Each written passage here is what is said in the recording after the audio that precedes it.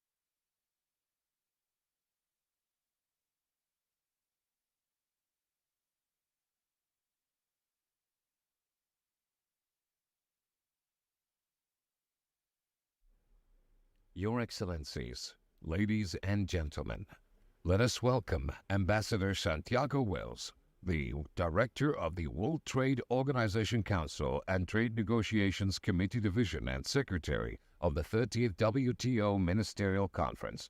He will be facilitating the proceedings of this opening session.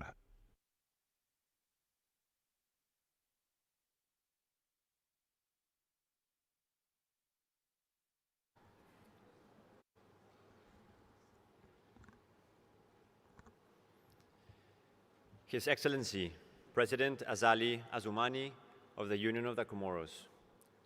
His Excellency, President José Manuel Ramos Horta of the Democratic Republic of Timor-Leste. His Excellency, Dr. Thani bin Ahmed Al Sayudi, Minister of State for Foreign Trade of the United Arab Emirates and the Chairperson of the 13th session of the WTO Ministerial Conference. The MC13 Vice Chairs, His Excellency Honorable Todd McClay, Minister for Agriculture, Forestry, Hunting and Fishing and Trade of New Zealand. His Excellency Mr. Jorge Rivera Staff, Minister of Trade and Industry of Panama. And His Excellency Mr. Luke McLaurin Barga Atangana, Minister of Trade of Cameroon. Her Excellency Dr. Atalia Lesiba Molokome, Permanent Representative of the Republic of Botswana to the United Nations and other international organizations in Geneva, and General Council Chairperson. Honorable Ministers, Excellencies, distinguished guests, ladies and gentlemen. Welcome to the opening session of the 13th WTO Ministerial Conference in Abu Dhabi. Marhaba. Our 13th session takes place as we mark the 30th anniversary since the establishment of the WTO. Let us give a round of applause for our MC13 host, the United Arab Emirates, for their hospitality and warm welcome to the MC13 participants.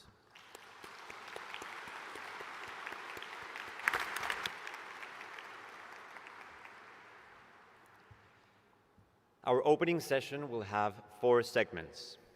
Let me walk you through each of them. During the first segment, we will hear the welcome remarks of the MC13 chairperson. This will be followed by the opening remarks and formal transmittal of work by the General Council chairperson. Thereafter, the MC13 chairperson will propose that the Ministerial Conference adopts the MC13 agenda. We will then proceed to the second segment, which is the ceremonial part of the opening session. We will then move to the third segment, the accessions ceremonies. This will include the MC13 chairperson proposing that the Ministerial Conference adopts the report of the Working Party and the draft decision on the accessions of Comoros and Timor-Leste, and approves the draft protocols of accession of Comoros and Timor-Leste. The presidents of Comoros and Timor-Leste will address the Ministerial Conference. Congratulatory remarks will be provided by the MC13 chairperson and the Director General. This will immediately be followed by the signing ceremonies of the protocols of accession of Comoros and Timor-Leste. We then transition to the final segment of the opening session, which is the ceremony for the deposit of instruments of acceptance of the Fisheries Subsidies Agreement. During this segment, the Director General and the MC13 chairperson will provide congratulatory remarks. Thereafter, each minister or head of delegation who would deposit instruments of acceptance today will be called to the stage one by one. After all of the individual deposits, the ministers or heads of delegation who have just deposited, and all other ministers or heads of delegations of members who have previously deposited their instrument will be invited to come up to the stage for a fish family photo. At the end of the ceremony, the MC13 chairperson will officially close the opening session of the 13th WTO Ministerial Conference. As you can see, we have a full morning ahead of us. Given this, we seek ministers' indulgence not to seek to take the floor during any of the segments. We also request everyone to remain seated, turn your phones to silent mode, and avoid taking pictures during the session, and use the headphones in case you would need interpretation. With these words, let us now turn to the first segment of the opening session. Excellencies, distinguished guests, ladies and gentlemen, it is my honor and privilege to invite His Excellency Dr. Thani bin Ahmed Al Sayudi to provide his welcoming remarks as the chairperson of the 13th WTO Ministerial Conference.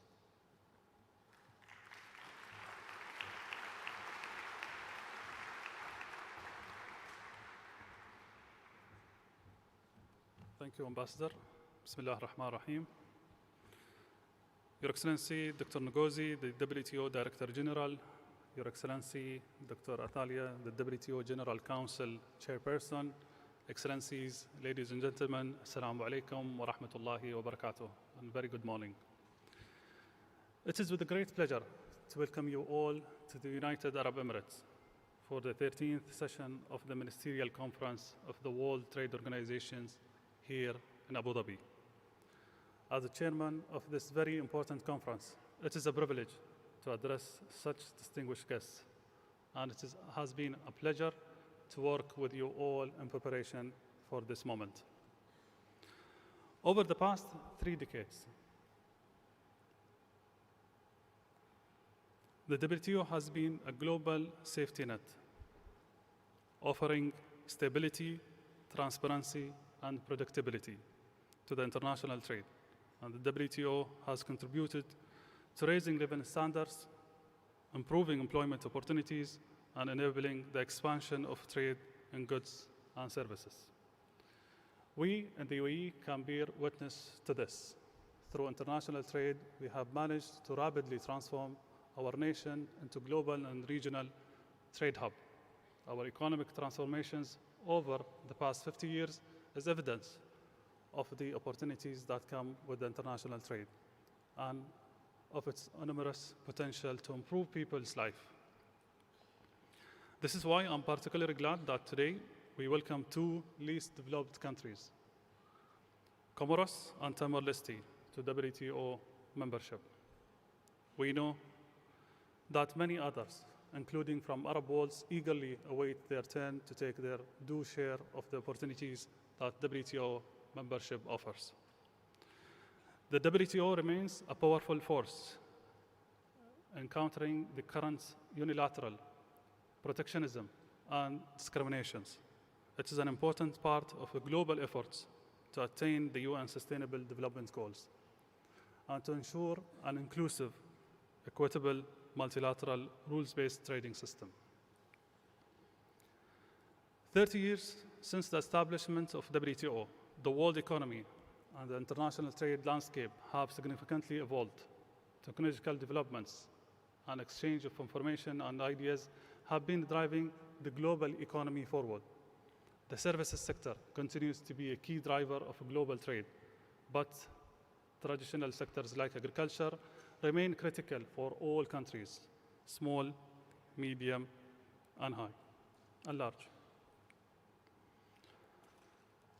However, the traditional sectors and traditional assumptions of which WTO has been anchored cannot stand on their own anymore. The evolving circumstances of negotiated areas and the fast-changing environments we live in demands new thinking. The growth of the WTO membership and its diverse priority requires a dynamic approach from the WTO, one that respects the rules that bind us all as WTO members, but also enables the WTO to advance and be forward-looking to achieve our collective goals. Excellencies, the multilateral trading system with the WTO at its core is at a critical juncture. It is confronting many challenges. We have witnessed shifting of priorities in addressing climate change and sustainability issues. Many countries are experiencing debt and cost of living pressures, food security, and slow recovery from COVID-19 pandemic. Equally, persistent development challenges and geopolitical tension continue to impact lives and livelihood as well as international trade. This 13th WTO Ministerial Conference can be the launchpad for a future of a global trade and reformed WTO that is prepared to address current and future trade challenges. We can and must achieve this. We have seen the work that our negotiators have done to prepare our engagement that will be formally transmitted to us. Let me take a moment to express my deep appreciation to Dr. Ngozi, the Director General of WTO, and Her Excellency Dr. Atalia, the General Council Chairperson, for their tireless efforts, together with all of you, to prepare the draft Abu Dhabi MC13 package. Excellencies, colleagues, and friends, we in the UAE are determined to make this ministerial conference a success. And as chairperson, I'm fully committed to creating an environment of comfort for all delegates to conduct negotiations freely, frankly, and constructively in the upcoming days. I now ask all of you to show the world that WTO is alive and well and is fully capable to deliver results that matter to people everywhere. We also need to show through the outcomes of this conference that trade and the multilateral system can and will contribute to development. We have the unique opportunity to collectively shape the future of trade. It rests in each of our hands. Let us seize this moment to shape it wisely and ensure a prosperous future for all countries. Welcome to UAE and looking forward to work with you. Thank you.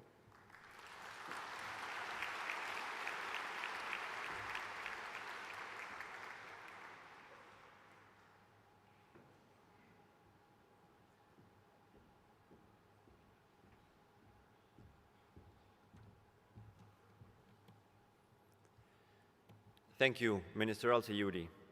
Let me now invite the Chairperson of the WTO General Council, Her Excellency Dr. Atalia Lesiba Molokome, to address the Ministerial Conference.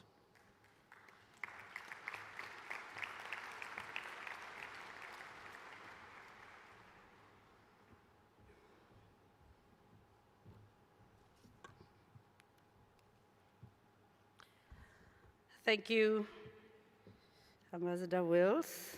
Your Excellency, Mr. Asumani, President of the Union of the Comoros, Your Excellency, Dr. Jose Ramos Horta, President of the Democratic Republic of Timor-Leste, Your Excellency, Dr. Thani bin Ahmed Al Zaoudi, Minister of State for Foreign Trade of the UAE and Chairperson of the 13th session of the Ministerial Conference, Excellencies, Vice Chairpersons of the 13th Ministerial Conference, Excellencies, Honorable Ministers, Distinguished Director General, Dr. Ngozi Okonjo-Iweala, distinguished delegates and guests, ladies and gentlemen. It is my distinct honor to address you at the opening ceremony of this 13th session of the WTO Ministerial Conference. On behalf of the WTO membership, I would like to express our deep gratitude for the warm welcome and hospitality shown to us by the authorities of the UAE and its people since our arrival on your beautiful shores. Our particular appreciation goes to His Excellency Dr. Thani bin Ahmed Al Zaoudi, who's just addressed you, Minister of State for Foreign Trade of the UAE, for chairing this conference. Let me stress, Excellencies, that the UAE's offer to host MC13 and the efforts to ensure its success are a testament to the value the UAE attaches to the multilateral trading system and to international cooperation. Our work, or rather your work, Honorable Ministers, over the coming days towards our shared objective and responsibility of a successful 13th WTO Ministerial Conference is more important than ever. In particular, among the growing economic uncertainties and geopolitical tensions, we must collectively ensure that the WTO is fit to respond to the challenges of today. These coming days will be crucially important, and I very much hope that members will seize this opportunity to discuss, exchange views, and attain further convergence with a view to providing the much-needed direction to ensure a strong and positive trajectory for the organization. Excellencies, Honorable Ministers, it is therefore my great honor to transmit formally to yourselves for ministerial consideration the results and status of the work conducted in the intense preparatory period leading to this conference. I'm pleased to report that my colleagues, your ambassadors and representatives, have worked hard since MC12 and have further intensified their work over the last weeks and days in Geneva. I was heartened by the collective resolve to deliver, and I take this opportunity to commend the efforts of your ambassadors and representatives, as well as their teams in Geneva. Despite these efforts, some differences remain. The results of their work will be before you in different stages of finalization for consideration and action. Let me start by presenting to you the annual reports on WTO activities. These reports capture the work that has been undertaken in the organization, including the work that has been undertaken with respect to mandates that ministers provided at previous ministerial conferences. In this context, let me highlight the factual report, and I quote, on follow-up work to the ministerial declaration on the WTO response to the COVID-19 pandemic and preparedness for future pandemics, end of quote, as well as the state of play report of the efforts undertaken since MC12 to improve the daily functioning of WTO councils, committees, and negotiating bodies. On WTO reform in particular, let me recap the immense effort undertaken by members to fulfill ministers' commitment at MC12 to work towards necessary reform of the WTO in all its functions. My predecessor in the role of GC chairperson and I have reported to members on WTO reform work at every regular meeting of the General Council, including on the informal meetings on WTO reform. These informal meetings focus on development, the deliberative function, and institutional matters, as well as trade and industrial policy. At the senior officials meeting last October 2023, members also discussed the subject of trade and environmental sustainability.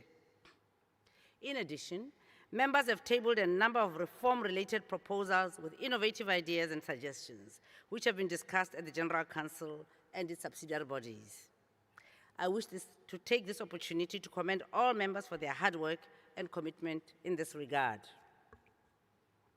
Let me also, at this point, and with the overall WTO reform efforts in mind, positively note that in July 2023, members successfully concluded the 7th appraisal of the Trade Policy Review Mechanism, otherwise known as the TPRM. Specifically, members agreed on a set of forward-looking measures to strengthen the TPRM as a transparency tool while making trade policy reviews more efficient and less burdensome. On dispute settlement reform, the chairperson of the DSB provided a report to the 14 February special meeting of the General Council, in which he recalled ministers' commitment at MC12 to conduct discussions with a view to having a fully and well-functioning dispute settlement system accessible to all members by 2024. In this regard, I refer you to the draft ministerial decision on dispute settlement reform, which is before you for consideration. Also in this context, I note that there is a dedicated working session envisaged in the conference program. Excellencies, members have also engaged on other follow-up from MC12, as contained in paragraph 8 of the MC12 outcome document, related to the work on the decisions in favor of LDCs on services waiver, preferential rules of origin, and DFQF. I reported on this work in each regular session of the General Council, including most recently the February 14 special meeting of the General Council. My report was subsequently circulated. At the special GC meeting as well, we heard from the TRIPS Council chairperson that since MC12, members have also engaged on paragraph 8 of the ministerial decision on the TRIPS agreement with regard to the extension to cover the production and supply of COVID-19 diagnostics and therapeutics. In her report to the 14 February special meeting of the General Council, the TRIPS Council chairperson informed members that despite efforts, consensus could not be reached. At the same time, she noted that all members supported a forward-looking agenda to discuss IP and pandemic preparedness in an effort which will continue in the TRIPS Council beyond this conference.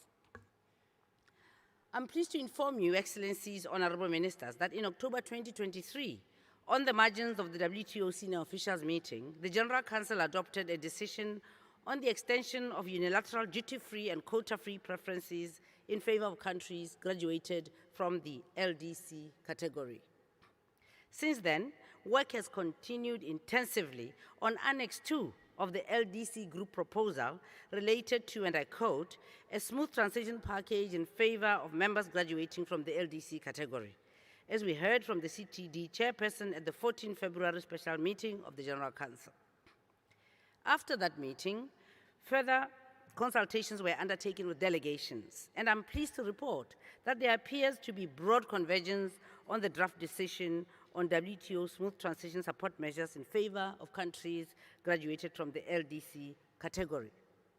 Excellencies, this positive momentum may allow you, the ministers, to formally adopt this decision at this conference. Also at the special General Council meeting of 14 February, we heard from the chairperson of the SPS committee with regard to the report delivered under his own responsibility in view of paragraph 10 of the requested follow-up from the MC12 SPS declaration on responding to modern SPS challenges.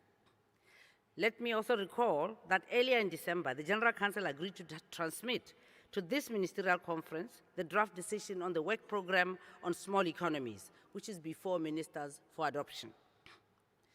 On another positive note, the accession working parties of the Comoros and Timor-Leste completed their work earlier this year, and the accession packages of these two LDCs will be before you, the ministers, for formal action in a moment. This is another encouraging step towards achieving the organization's aim of universal membership, and in doing so, facilitating the integration of LDCs into the multilateral trading system. It would be remiss of me, Excellencies, not to mention members' tireless efforts in Geneva on other areas, where some draft texts are before you for your consideration and finalization. I shall only touch upon these briefly, as more detailed reports on the state of play in these respective areas will be provided at the scene-setting session tomorrow morning. On the negotiations, Her Excellency the Director General, as Chairperson of the Trade Negotiations Committee, has provided reports on the various negotiating issues to each regular session of the General Council. Her most recent report to the February 14 special GC meeting was accompanied by relevant updates by the chairpersons of the negotiating bodies. In addition, chairpersons of relevant negotiating bodies also circulated written reports. The report and various draft texts demonstrate the immense efforts that members continue to commit to delivering outcomes on these crucially important negotiating issues. These matters are before you, Honorable Ministers, and will be taken up in the dedicated working sessions over the course of the conference. On MC13 related outcomes under the General Council and its subsidiary bodies, let me highlight the following points. On the draft Abu Dhabi Ministerial Declaration, this process was launched by myself in my capacity as Chairperson of the General Council last year in November, with the circulation of a zero draft outline or skeleton. The document that is before you at this conference is the result of a highly interactive, long and arduous process that has required delegations to listen to each other, understand different perspectives, and find room to compromise. The work has culminated in the circulation of 24-paragraph draft declaration. An explanatory note, you will have seen, was also issued as an addendum, which also comprises draft language in tabular format that at the time we left Geneva did not enjoy sufficient support to be reflected in the draft declaration. Honorable Ministers, as you know, 2 working sessions of this conference will be dedicated to this draft declaration and will provide the relevant space to resolve the remaining issues. I therefore call upon members to demonstrate the much-needed pragmatism and flexibility to finalize this declaration. Needless to say, arriving at a consensual declaration will demonstrate members' shared commitment to the objectives of this organization. I might add that it would also send a strong message to the world of the WTO's continued relevance in these uncertain times. I will make a detailed report on the process and status of the draft declaration at the scene-setting session tomorrow morning, and we will focus on the pending issues in the 2 dedicated working sessions over the coming days. In this regard, let me also emphasize that I look forward to supporting the MC13 chairperson and His Excellency Minister Mmusi Kgafela of Botswana in finalizing this effort. Let me also say a few words on the work program on e-commerce. Members held a series of thematic dedicated discussions on several identified topics under the leadership of Facilitator Ambassador Usha Dwaka Kanabadi of Mauritius. The topics were consumer protection, the digital divide, legal and regulatory frameworks, digital trade facilitation and facilitation of electronic transactions, digital industrialization, and e-commerce related technology transfer. In addition, 3 dedicated discussions focused on the moratorium, pursuant to the MC12 decision to intensify discussions on its scope, definition, and impact. The work program on electronic commerce was also discussed in all regular sessions of the General Council, and the facilitator made regular reports as reflected in the annual reports of the General Council and its relevant subsidiary bodies. In December 2023, members started consideration of text-based proposals for a draft ministerial decision. 4 proposals were received. They share some common elements with regard to the work under the work program. Excellencies, Honorable Ministers, the main divergence relates to whether or not the moratorium should be extended. Members have engaged in different configurations, including amongst the proponents. Despite these efforts, they could not agree on a single text for a draft ministerial decision. Consequently, All 4 draft decisions are before you, Honorable Ministers, for your consideration. In this regard, let me also recall the facilitator's report delivered to the special meeting of the General Council on the 14th of February this year. Excellencies, you would have seen the dedicated working session on this matter, and I very much hope that this ministerial conference will enable members to find a mutually acceptable solution. Likewise, another moratorium is set to expire at this session of the ministerial conference, the one related to TRIPS non-violation and situation complaints. At MC12, the ministers directed the TRIPS Council to continue its examination of the scope and modalities for TRIPS non-violation and situation complaints, and agreed that in the meantime, members would not initiate such complaints under the TRIPS agreement. The TRIPS Council considered the matter at its regular meetings since MC12, but did not reach a final agreement on its recommendations. The TRIPS Council chairperson has circulated a draft recommendation to extend the moratorium until MC14 for members' consideration. You, Honorable Ministers, may therefore also need to consider this issue in the course of this conference. Let me also draw your attention to a draft ministerial declaration on strengthening regulatory cooperation to reduce technical barriers to trade. At the special meeting of the General Council on 14 February, I took note that the proposal enjoyed widespread support among the WTO membership, and that pending one reservation, this draft declaration could be adopted at this conference. Since then, I'm delighted to report that good progress has been made and that this declaration can be adopted by you, the ministers, at this conference. This is a very positive development. I should also note that members have been active in tabling proposals on other matters, which have been discussed in the General Council and its subsidiary bodies. I understand that proponents will continue their outreach in an attempt to build convergence. As I conclude, Excellencies, Honorable Ministers, Director General, let me assure you of my unwavering support as Chairperson of the General Council to work towards our shared objective and responsibility for a successful 13th WTO Ministerial Conference. And I thank you for your attention.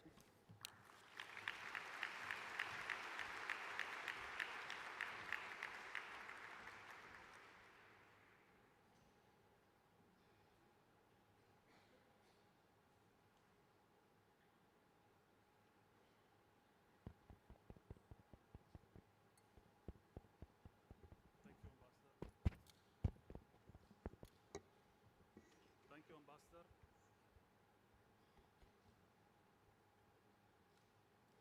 With work from Geneva,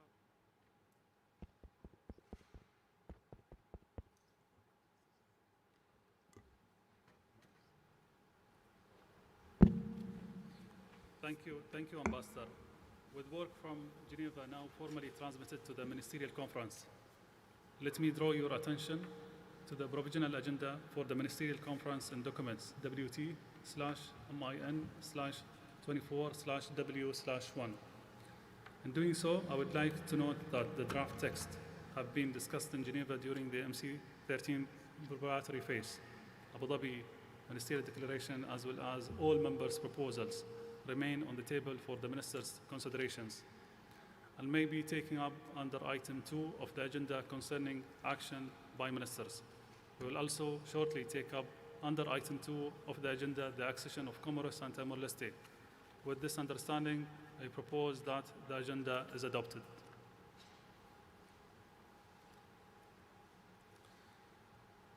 Thank you. The agenda is adopted.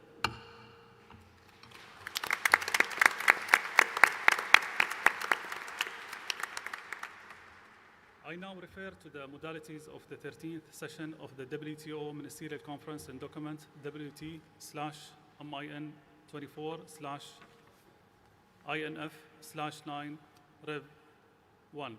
This provides the official program of our conference and explanations of each session. Let me take this opportunity to thank the 3 vice chairs of the Ministerial Conference who will assist me during the next few days. His Excellency Honorable Mr. Todd, Minister of Trade and Export of New Zealand, who is also the facilitator for the work program and electronic commerce. His Excellency Mr. Luke, Minister of Trade of Cameroon, His Excellency Mr. Jorge, Minister of Industry and Commerce from Panama, who is also facilitator for the Ministerial discussion on trade and inclusion. It is with a great honor to share this task with you all. I also thank all of the minister facilitators who have agreed to assist us in moving forward in various areas on the table during the conference. Her Excellency, Ms. Rabika, Cabinet Secretary, Ministry of Investment, Trade and Industry of Kenya, who is a facilitator for agriculture. His Excellency, Mr. Aspen, Minister of Foreign Affairs of Norway, who is the Minister Facilitator for Dispute Settlement Reform. His Excellency, the Honorable Mr. Kerry, MB, Minister of Foreign Affairs of Barbados, who is the Minister Facilitator for Development. His Excellency, Mr. Martin, Permanent Secretary of State of Iceland, who is the Minister Facilitator for Fisheries subsidies. I likewise thank ministers who have agreed to assist with the convergence building sessions as needed. His Excellency, Mr. Musomi, Minister of Trade and Industry of Botswana, who I have requested to assist me with the draft of Abu Dhabi Ministerial Declaration. Her Excellency, Ms. Mary, Minister of Small Businesses, Export Promotion and International Trade of Canada. His Excellency, Mr. Manuel, Minister of Trade of Costa Rica. His Excellency, Mr. Manish, Minister of Foreign Affairs, Regional Integration and International Trade of Mauritius. His Excellency, Mr. Qais, Minister of Commerce, Industry and Investments Promotion of Oman. And His Excellency, Mr.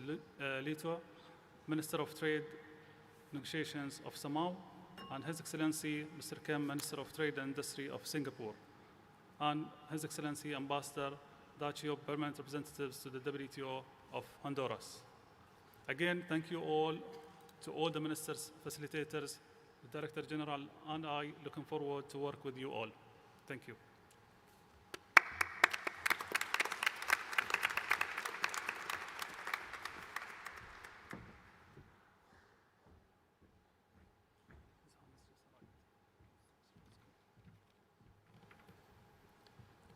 Thank you, Minister Al-Sayudi, MC13 Chairperson.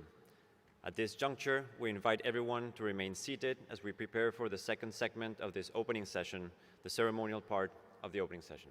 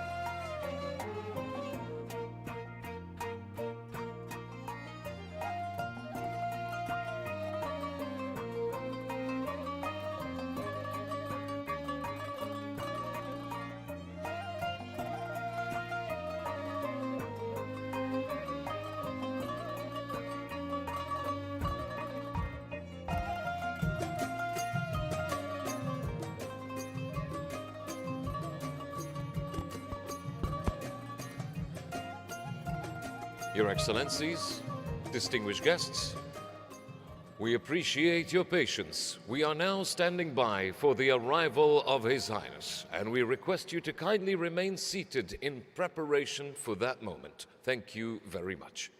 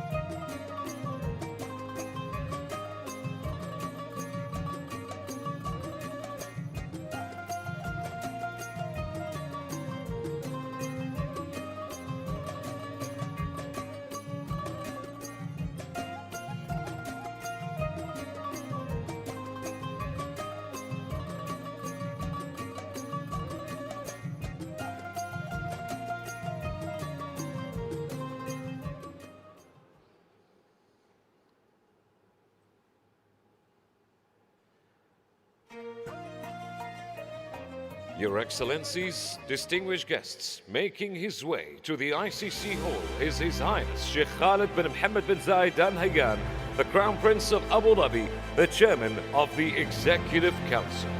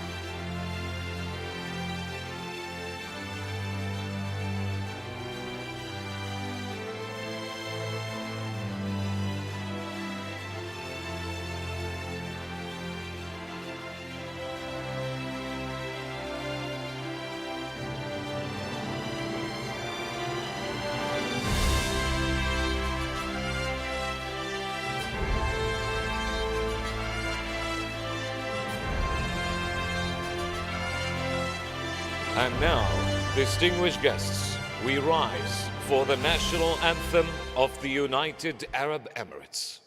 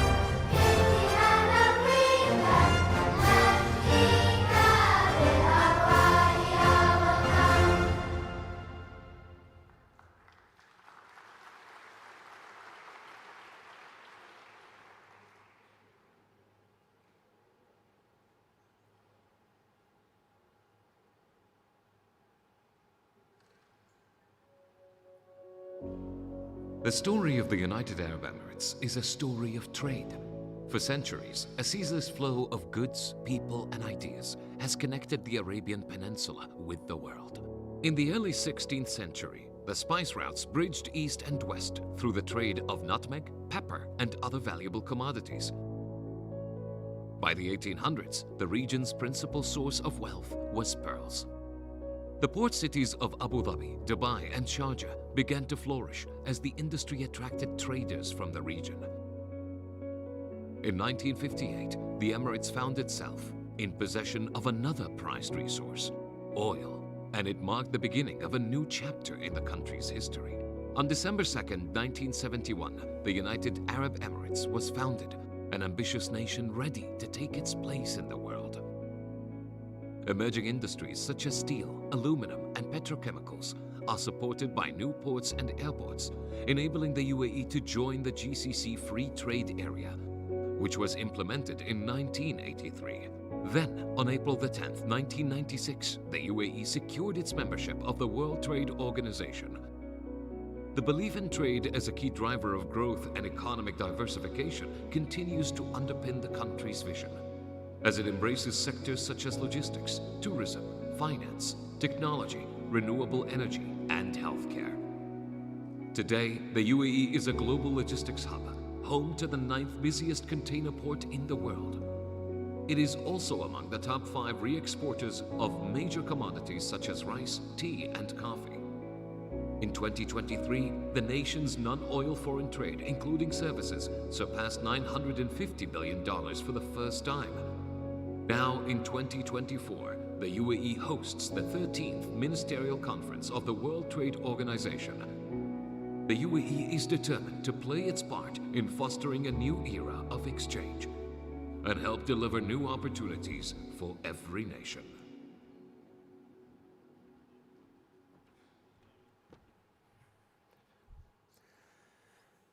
Bismillah ar-Rahman ar-Rahim, which also translates to, in the name of Allah, the most graceful, the most merciful.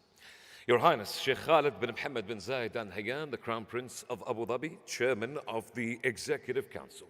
Your Excellencies, distinguished guests, may the peace of Allah be upon you all, and welcome to the 13th WTO Ministerial Conference Abu Dhabi for this year 2024 that has a very beautiful slogan, which is delivering for people through trade.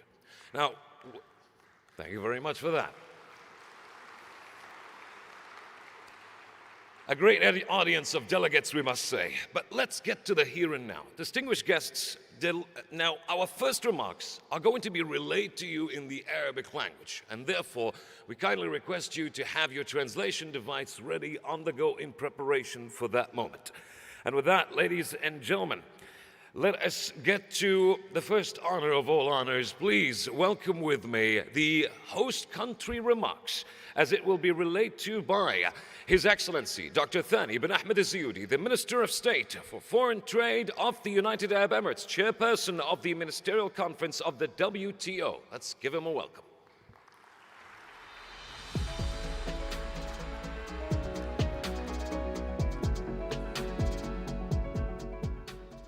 سمو الشيخ خالد بن محمد بن زايد آل نهيان ولي عهد ابو ظبي رئيس المجلس التنفيذي لاماره ابو ظبي، فخامه غزالي عثمان رئيس جمهوريه القمر المتحده الشقيقه، فخامه خوزيه راموس هورتا رئيس جمهوريه تيمور الشرقيه الصديقه، اصحاب المعالي والسعاده، معالي الدكتوره نغوزي المديره العامه لمنظمه التجاره العالميه، الحضور الكريم، السلام عليكم ورحمه الله وبركاته. أرحب بكم جميعاً باسم دولة الإمارات العربية المتحدة في أبو ظبي وفي المؤتمر الوزاري ال13 لمنظمة التجارة العالمية، وأشكركم على هذا الحضور المهم والذي يعول عليه العالم في مواصلة حشد التوافق والجهود المشتركة لإعادة تشكيل مستقبل التجارة الدولية. السيدات والسادة، انطلاقاً من إدراك دولة الإمارات وقيادتها الرشيدة لأهمية التجارة المفتوحة والقائمة على قواعد شفافة وعادلة في تحقيق النمو الاقتصادي والتنمية الشاملة عالمياً، فنحن مستمرون في هذا النهج عبر المزيد من الانفتاح تجارياً واستثمارياً العالم. نلتقي اليوم بالعاصمة الإماراتية أبو ظبي، المكان الأمثل لتحقيق الأهداف المرجوة من هذا المؤتمر. فمنذ تأسيسها حرصت دولة الإمارات على أن تكون نقطة التقاء وداعما لتحقيق التوافق الدولي على الدوام. وتفتخر الإمارات بإرثها العريق وتاريخها الممتد الذي جعل منها مركزاً تجارياً محورياً يربط أرجاء العالم، واستمرارا لنهجها الدائم والمتواصل لدعم حرية التجارة. فقد أعلنت دولة الإمارات قبل يومين عن تقديمها منحة بقيمة 10 ملايين دولار لصناديق منظمة التجارة العالمية، وبالأخص صندوق تمويل اتفاقية دعم مصائد الأسماك، والإطار المتكامل المعزز لدعم البلدان الأقل نمواً، وصندوق دعم المرأة في مجال التصدير الذي تم إطلاقه خلال هذا المؤتمر. وهذه المنحة الإماراتية رسالة مهمة مفادها أن دولة الإمارات برؤية وتوجيهات قيادتها الرشيدة تواصل دعمها للنظام التجاري العالمي متعدد الأطراف الذي تشرف عليه المنظمة، باعتبارها محفزاً للنمو المستدام للاقتصاد العالمي ومساهماً في الارتقاء بحياة الشعوب حول العالم. الحضور الكريم، ندعوكم إلى إجراء حوار بناء بين أعضاء المنظمة للتوصل إلى رؤية متوافقة وموحدة فيما يخص القضايا التجارية الرئيسية، وبما يسهم في استخدام التجارة كوسيلة لتحفيز النمو الاقتصادي وخلق فرص العمل ورفع مستويات المعيشة لشعوب العالم. أشكركم، أتمنى لكم طيب الإقامة في العاصمة أبو ظبي، كما أتطلع بكل تفاؤل لما سيصدر عن المؤتمر من قرارات وتوصيات لتحقيق هدفنا المشترك، فلنوحد جهودنا من أجل ازدهار التجارة الدولية ورخاء العالم. وشكراً.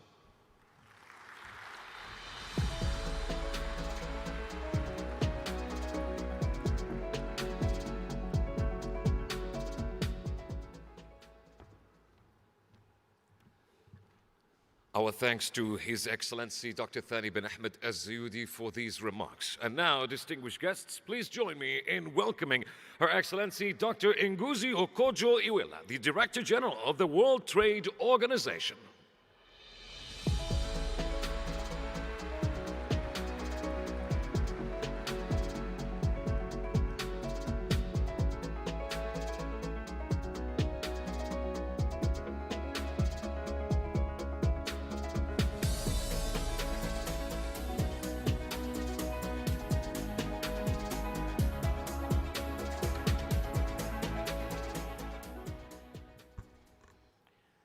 Your Highness Sheikh Khaled bin Mohammed bin Zayed Al Nahyan, Crown Prince of Abu Dhabi, Your Excellency President Azali Assoumani of the Union of the Comoros, Excellency President Jose Manuel Ramos Horta of the Democratic Republic of Timor-Leste, Excellency Dr. Thani bin Ahmed Al Zayudi, Minister of State for Foreign Trade of the United Arab Emirates, and Chairperson of the 13th session of the WTO Ministerial Conference.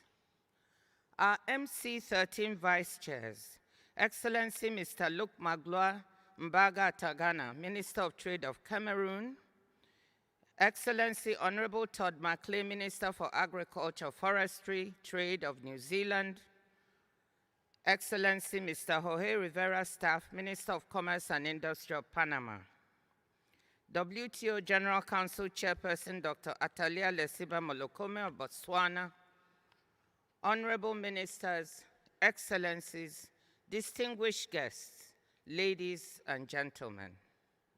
We are honored at this opening session of the 13th WTO Ministerial Conference to be graced by the presence of His Highness Sheikh Khaled bin Mohammed bin Zayed Al Nahyan. On behalf of the World Trade Organization, we thank His Highness, the government and people of the United Arab Emirates, for hosting us in the land of tolerance, innovation, and inspiration. With its rich and vibrant trading culture, the United Arab Emirates and this beautiful city of Abu Dhabi provide the perfect setting for our ministerial conference. I would like to pay tribute to His Highness for inviting WTO ministers to be inspired and energized by the dynamism that this city has to offer. Thank you for the warm hospitality and exceptional arrangements that have been put together.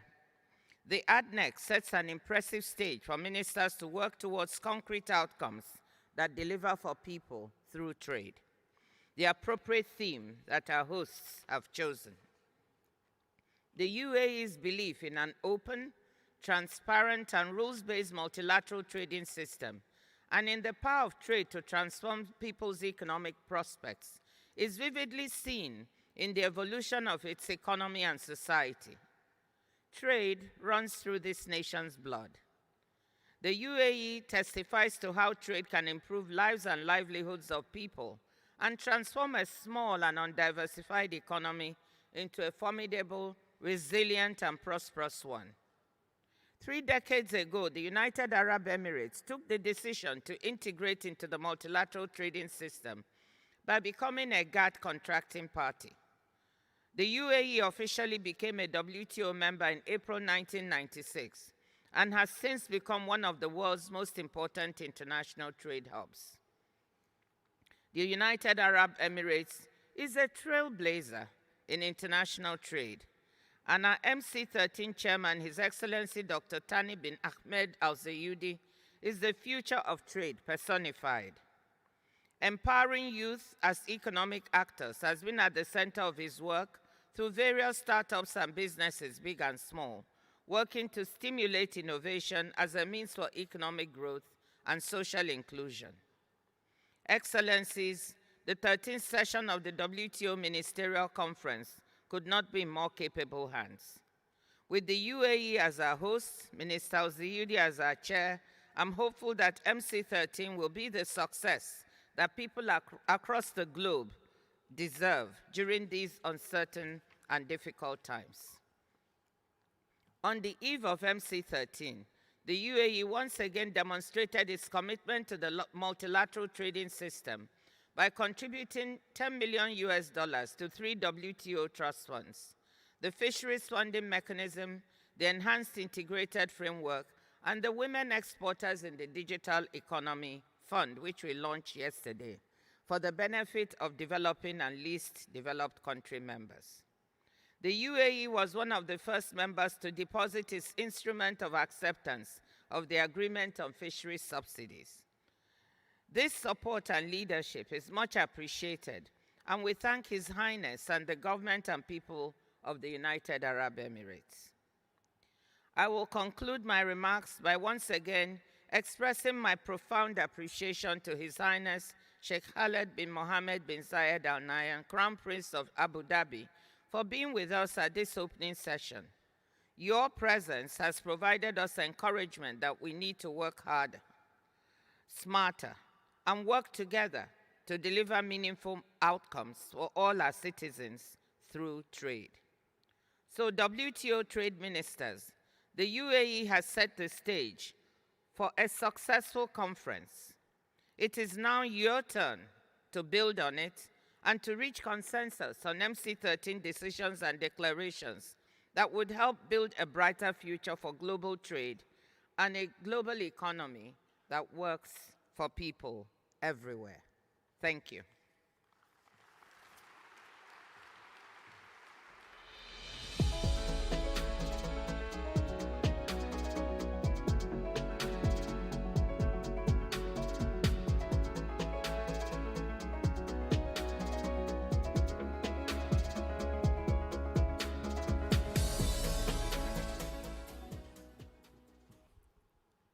Our thanks to Her Excellency for these remarks. And with that, we would like to also dedicate our thanks to His Highness Sheikh Khaled bin Mohammed bin Zayed Al Nahyan, the Crown Prince of Abu Dhabi, the Chairman of the Executive Council, for honoring us with his presence today at these opening proceedings at the WTO conference. Thank you very much, Your Highness.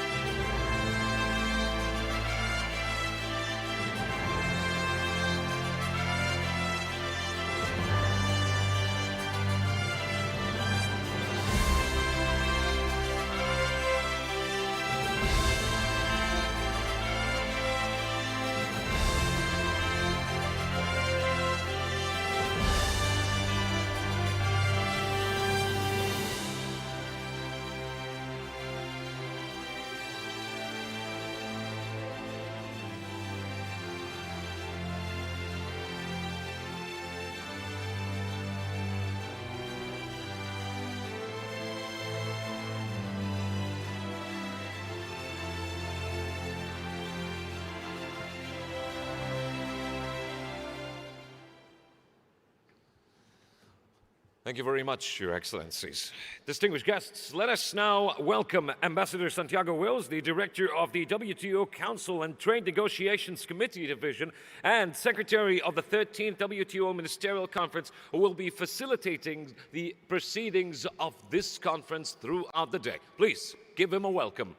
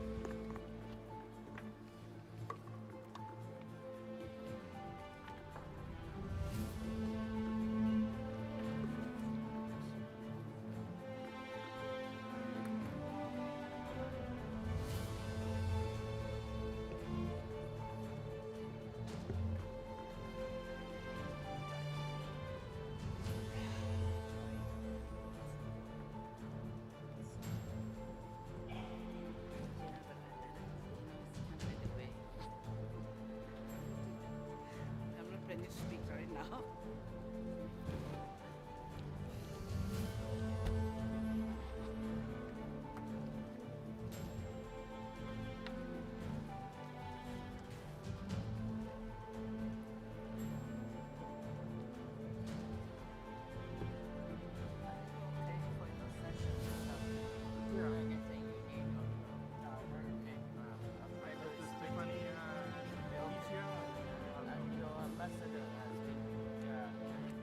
Around for a long time, so he knows.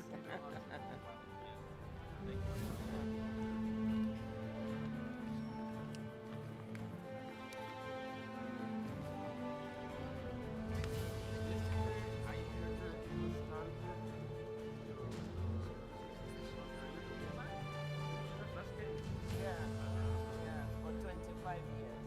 I worked my way up from just a young professional to the number 2 position, managing director. But in between, I went back to my country twice to be the finance minister, the foreign affairs minister, and I came back.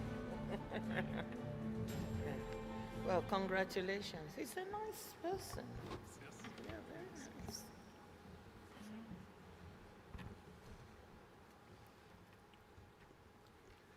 Excellencies, distinguished guests, ladies and gentlemen, it is my honor and privilege to welcome back to the podium the WTO Director General, Dr. Ngozi Okonjo-Iweala, and invite her to address the Ministerial Conference.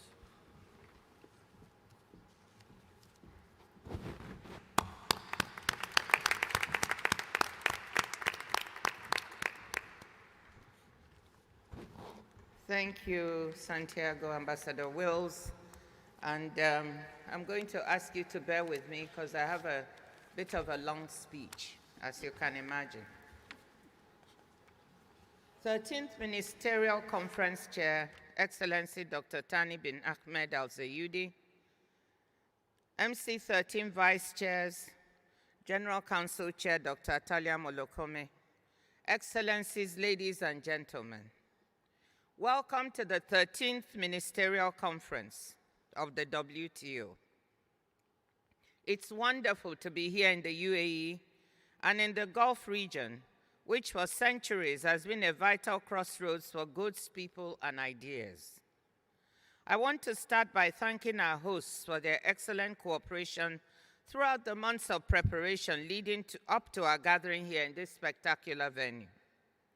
I'm grateful for their optimism, their enthusiasm, and their willingness to act fast. Minister Al-Zayudi has already been hard at work for months to lay the groundwork for a successful MC13, chairing virtual meetings of ministers and reaching out in person to the full membership, most recently at a special General Council in Geneva, not even up to 2 weeks ago. I thank him and the UAE delegation in Geneva, led by Ambassador Jamal Al-Musharak and the director of the UAE office to the WTO, Ambassador Abdusalam Mohamed Al-Ali, for their tireless efforts. Let me also thank ministers from the Gulf region who have been extremely supportive, and from the wider Arab group for taking on this ministerial as their own. All this support will hopefully help us deliver meaningful results here. I'm delighted to say that we are kicking off this meeting with some excellent news. Here at MC13, the WTO is welcoming its first new members in almost 8 years, Timor-Leste and Comoros. We celebrate the hard work they have put in and the beneficial but challenging reforms they have implemented at home.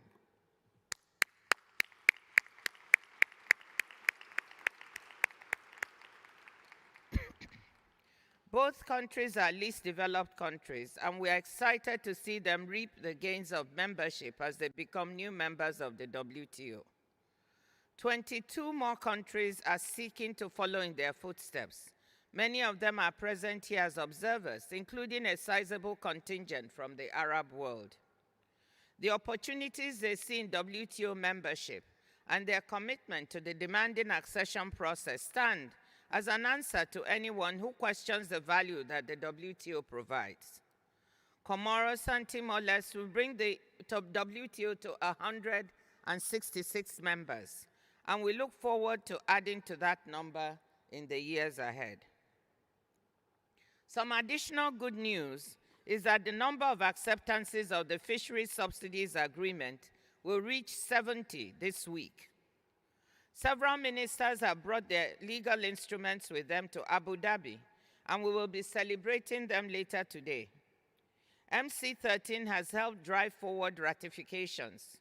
With the 70 we'll have this week, we'll now have 40 members to go, so that the countdown towards entry into force can start now in earnest. Those members yet to ratify, I have a list of you. You know who you are.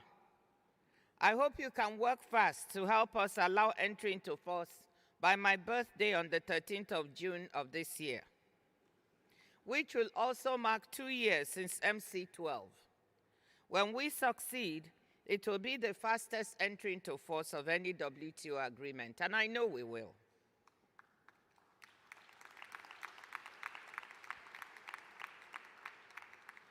Excellencies, when we met in Geneva for MC12 almost 2 years ago now, my message to you was blunt.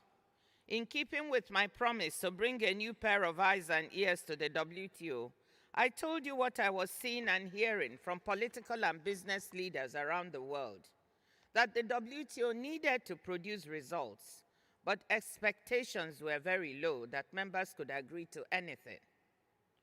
But you defied those expectations and beat the odds. You showed leadership. You invested political capital and you bridged gaps. You worked together to make MC12 a resounding success.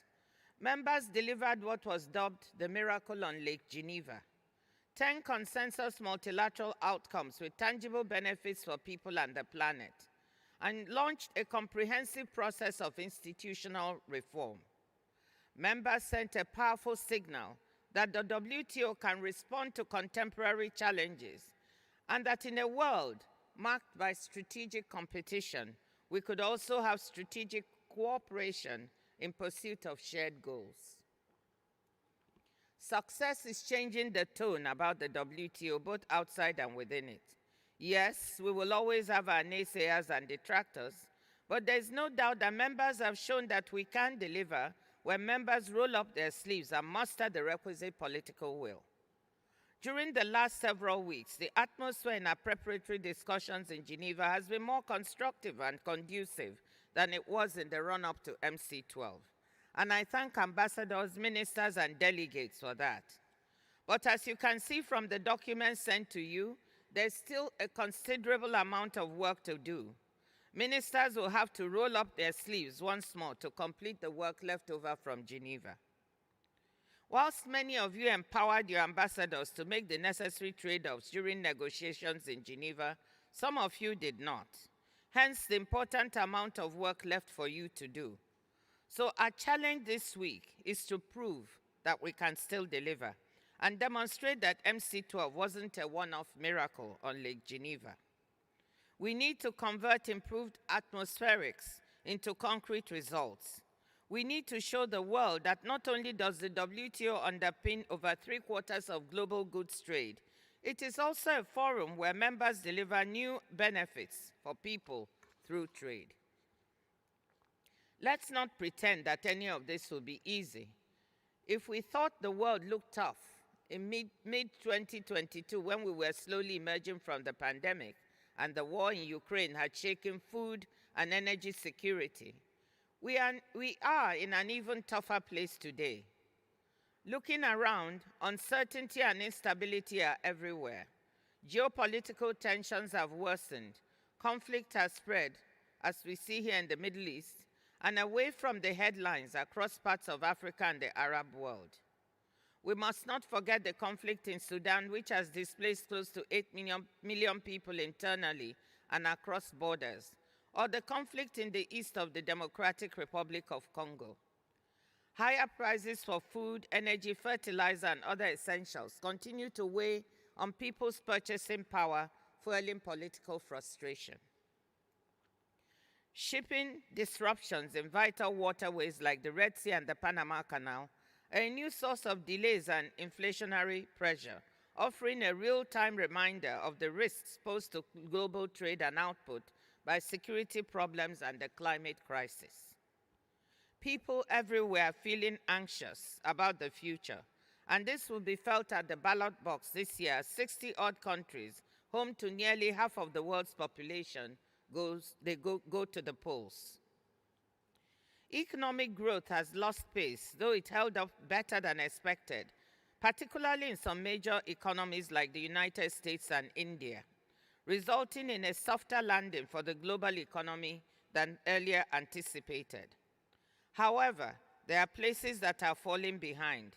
The World Bank warns that the global economy is on track for its weakest 5-year performance in 30 years. In many developing countries, debt distress and high financing costs remain a drag on economic prospects. The pandemic ended a roughly 25-year-long trend during which, for the first time in centuries, poor countries began to narrow the income gap, separating them from rich ones. Several countries in Africa are already well into a lost decade and are in danger of falling even further back. We can be proud of the fact that trade itself has been resilient in recent years. Despite everything we have been through, global goods and services trade remain at or near record highs. International markets, anchored in the rules-based global trading system, have stayed broadly open, helping businesses, households, and economies adapt and adjust to one shock after the other. But it would be dangerously naive to take trade's continued resilience for granted. The global economic slowdown and wider uncertainty are already having an impact. Global merchandise trade volume growth in 2023 appears to have fallen short of the 0.8% we were projecting in October. And given all the downside risks, we may likely undershoot the 3.3% merchandise trade growth rate I just referred to for this year. In addition, multilateralism is under attack. Despite the MC12 fight back, The multilateral trading system, which I term a global public good since it was created 75 years ago, continues to be misconstrued in some quarters and undermined. Trade has become a 4 rather than a 5-letter word in some quarters. Yet, trade remains critical to delivering on so many national and global priorities, boosting growth, expanding economic opportunities, meeting the Sustainable Development Goals, and solving collective action problems like protecting our environment or preparing for the next pandemic. Without cooperation on trade, we would move towards an increasingly fragmented world economy, and all of these priorities would become harder, costlier, and in some cases, impossible to achieve. People would become more disappointed, more vulnerable, more frustrated. In light of these realities, we need the WTO to stand strong as it approaches its 30th anniversary. We need to keep reforming and reinvigorating the WTO so that it can deliver for trade in the years ahead, seizing the full potential of services and digital trade, accelerating trade for the green transition, and fostering socio-economic inclusion. We took important steps in the right direction at MC12. We have continued this work in Geneva under the aegis of the General Council, making significant advances on reform by doing. I'll come back to this shortly. But I want to thank ambassadors for these achievements. We need to build on these successes here in Abu Dhabi this week. This is why I'm excited about the deliberative sessions we have planned for ministers. This is something new that we are trying for the first time, and we very much view this as part of WTO reform. We have 2 deliberative sessions, one on trade and sustainable development in all its dimensions: social, environmental, and economic. With respect to the economic dimensions, issues of industrial policy and policy space will be important. The second session is on trade and inclusion. These sessions are intended to provide space for ministers to engage on issues at the center of contemporary economic debate and the intersections with the future of trade policy. Issues on which we need ideas and ways forward, even if they are not on the formal agenda. We have put questions to ministers to facilitate constructive discussions. These sessions are an experiment, one that I hope will go well so we can replicate that in future. Now let me look at some other issues before us on the table. At MC12, members delivered the first ever WTO agreement with environmental sustainability at its core. The Fisheries Subsidies Agreement fulfilled the mandate in Sustainable Development Goal Target 14.6 and contributed to several others, including Target 14.4, making fishing sustainable, and 14.2, restoring marine ecosystems. This week, ministers can finish the job by closing the loop on some outstanding issues relating to harmful subsidies that contribute to overcapacity and overfishing. We are well on our way to seeing the entry into force of Fish 1. Completion of Fish 2 and its rapid entry into force would really put WTO members at the forefront of action on sustainability of our oceans and would safeguard the livelihoods of the 260 million people who depend on these oceans.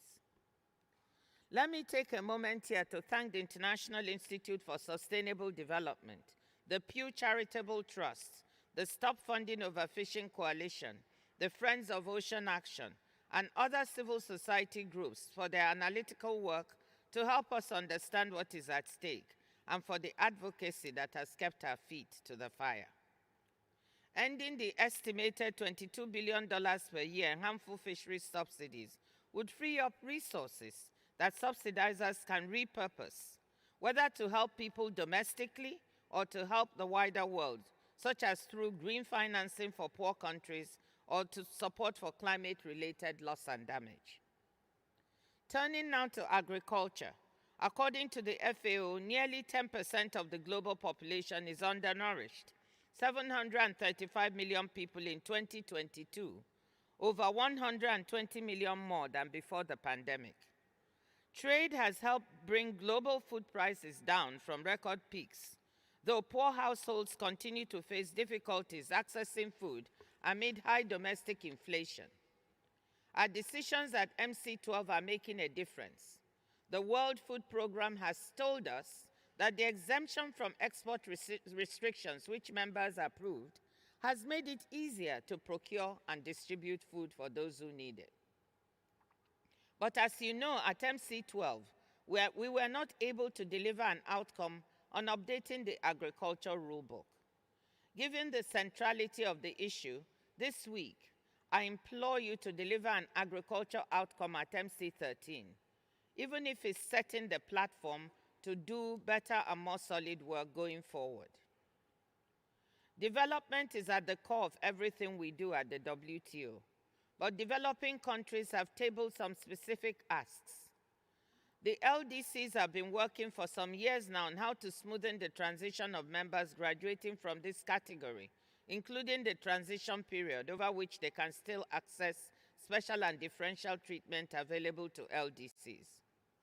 I have good news for you on that an agreement on some of the LDCs asks, which ministers can hopefully bless in a ministerial decision, has been reached, while work continues on other aspects. There are also requests by the G90 group to look at special and differential treatment in some agreement-specific proposals, such as in technical barriers to trade and sanitary and phytosanitary measures agreements, which will no doubt require some discussion by ministers on the way forward to strengthen work on these issues in the Committee on Trade and Development in Special Session, CTDSS, in conjunction with the SPS and TBT committees.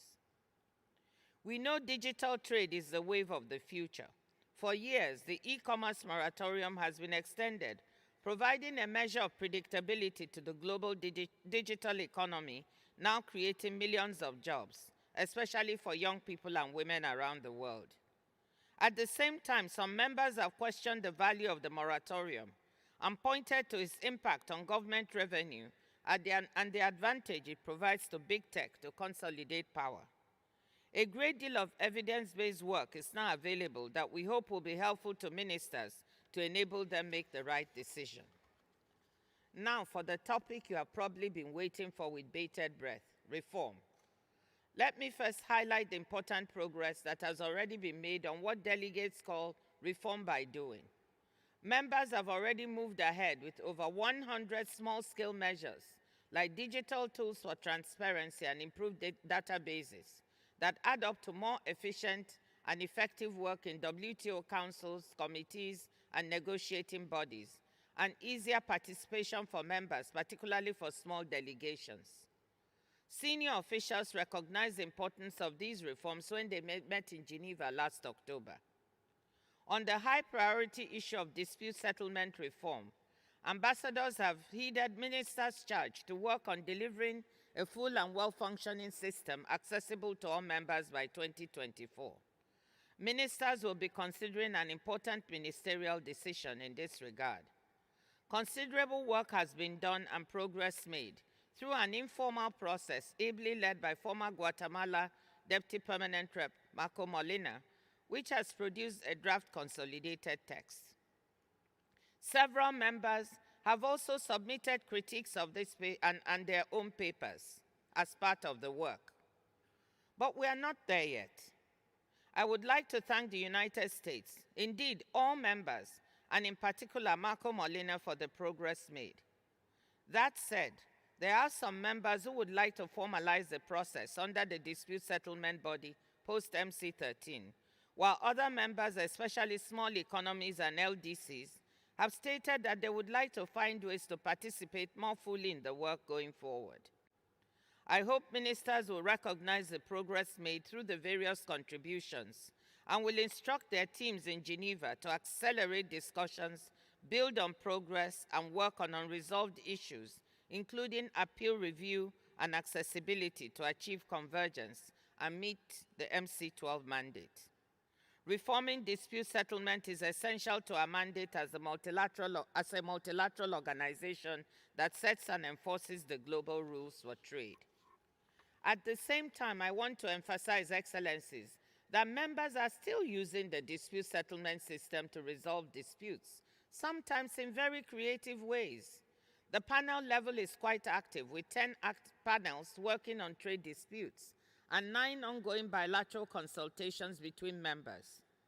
8 disputes have been recently settled bilaterally at the WTO, with 7 more in the process of resolution. Alternative mechanisms to resolve disputes were always available at the WTO, but now members are making more use of them, including through Article 25 arbitrations and the multi-party interim appeal arbitration arrangement. These important tools help ensure that WTO rules are being followed. In a fast-changing world, the WTO, as part of its reform, needs to operate with multiple instruments. Multilateral instruments continue to be the gold standard, but the WTO also has a proud tradition of some plurilateral arrangements. These include the Information Technology Agreement, which has removed tariffs on roughly $3 trillion worth of annual trade in products on which the digital economy depends, the Government Procurement Agreement, and now the Services Domestic Regulation Agreement. I'm grateful to India and South Africa and the EU for negotiating an approach that allowed the Services Domestic Regulation Agreement to go forward, paving the way for easier access to participating WTO members and economies by services providers from all WTO members.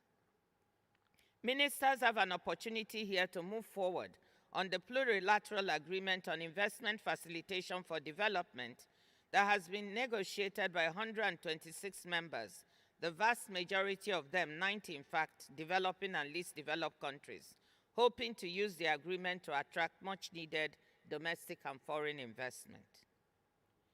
Before I conclude, Excellencies, let me say a word on what the Secretariat itself has been doing to underpin the issues members are grappling with.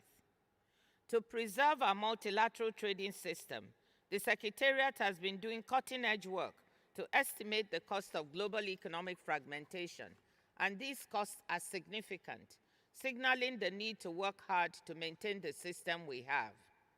Furthermore, in a world where the future of trade is services, digital, green, the Secretariat has done groundbreaking work on issues ranging from measuring trade in digitally delivered services to options for minimizing trade frictions associated with carbon pricing and fostering convergence in carbon standards for steel.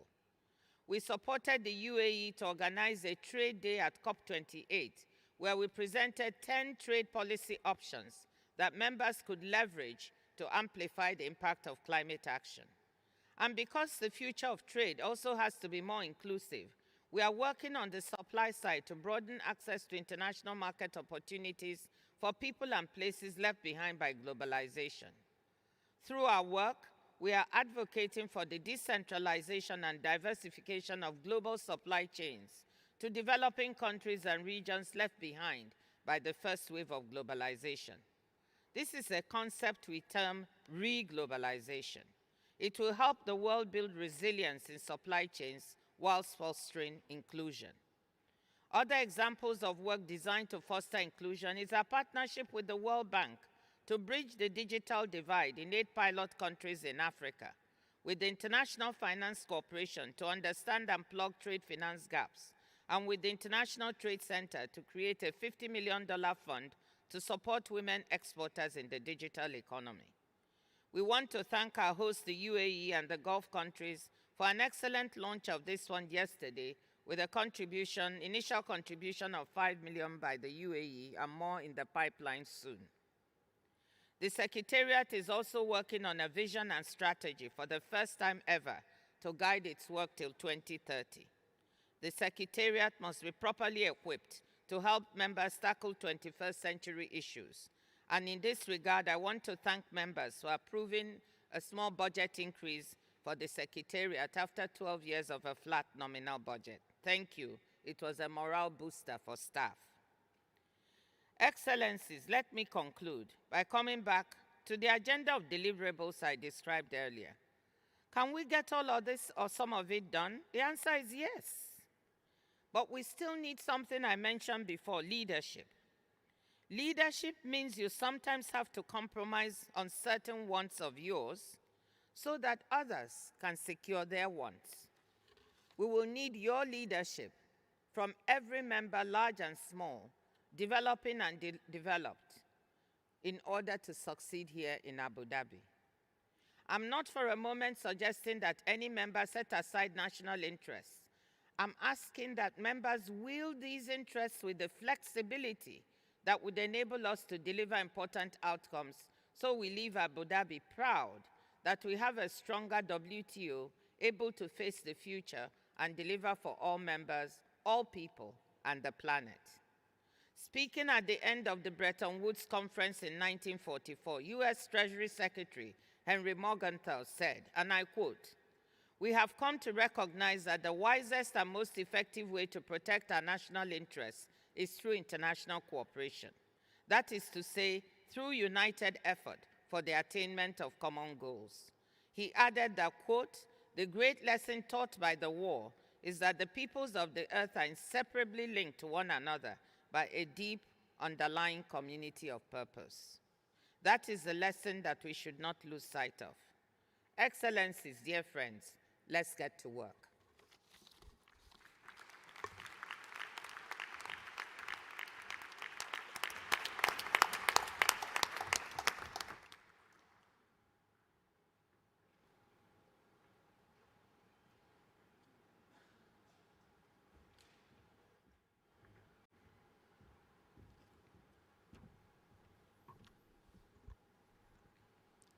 Excellencies, distinguished guests, ladies and gentlemen, we will now proceed to the third segment of the opening session, which is the accession ceremonies of the Union of the Comoros and the Democratic Republic of Timor-Leste. The MC13 chairperson will preside over both accessions.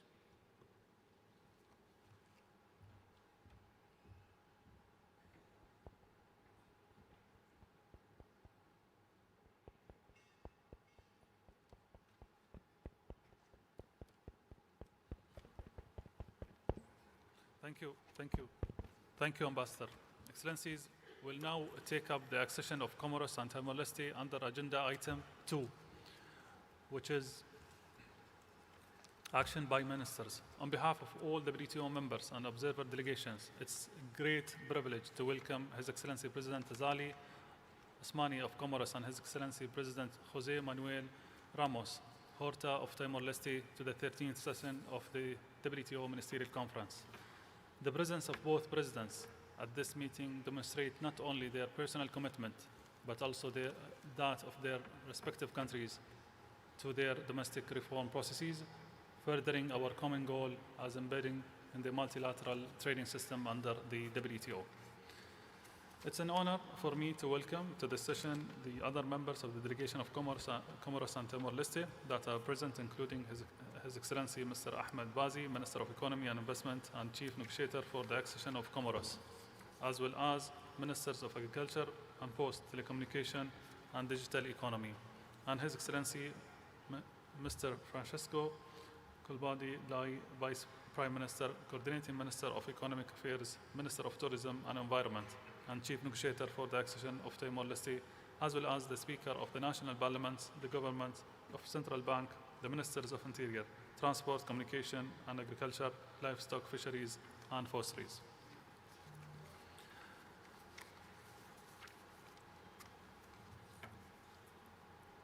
Let us first take the accession of the Union of Comoros. I would like to recall that on the 9th of January 2024, the Working Party approved at referendum the accession package of the Union of Comoros.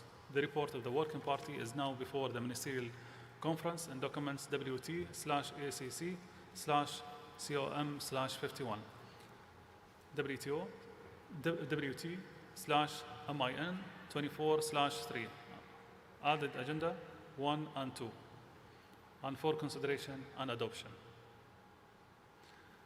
In the absence of the chairman of the working group on the accession of the Union of Comoros, Ambassador Omar of Morocco, who unfortunately had to stay back in Geneva, I would like to invite the Deputy Director General of WTO, Mr. Zhang, to introduce the reports of the Working Party.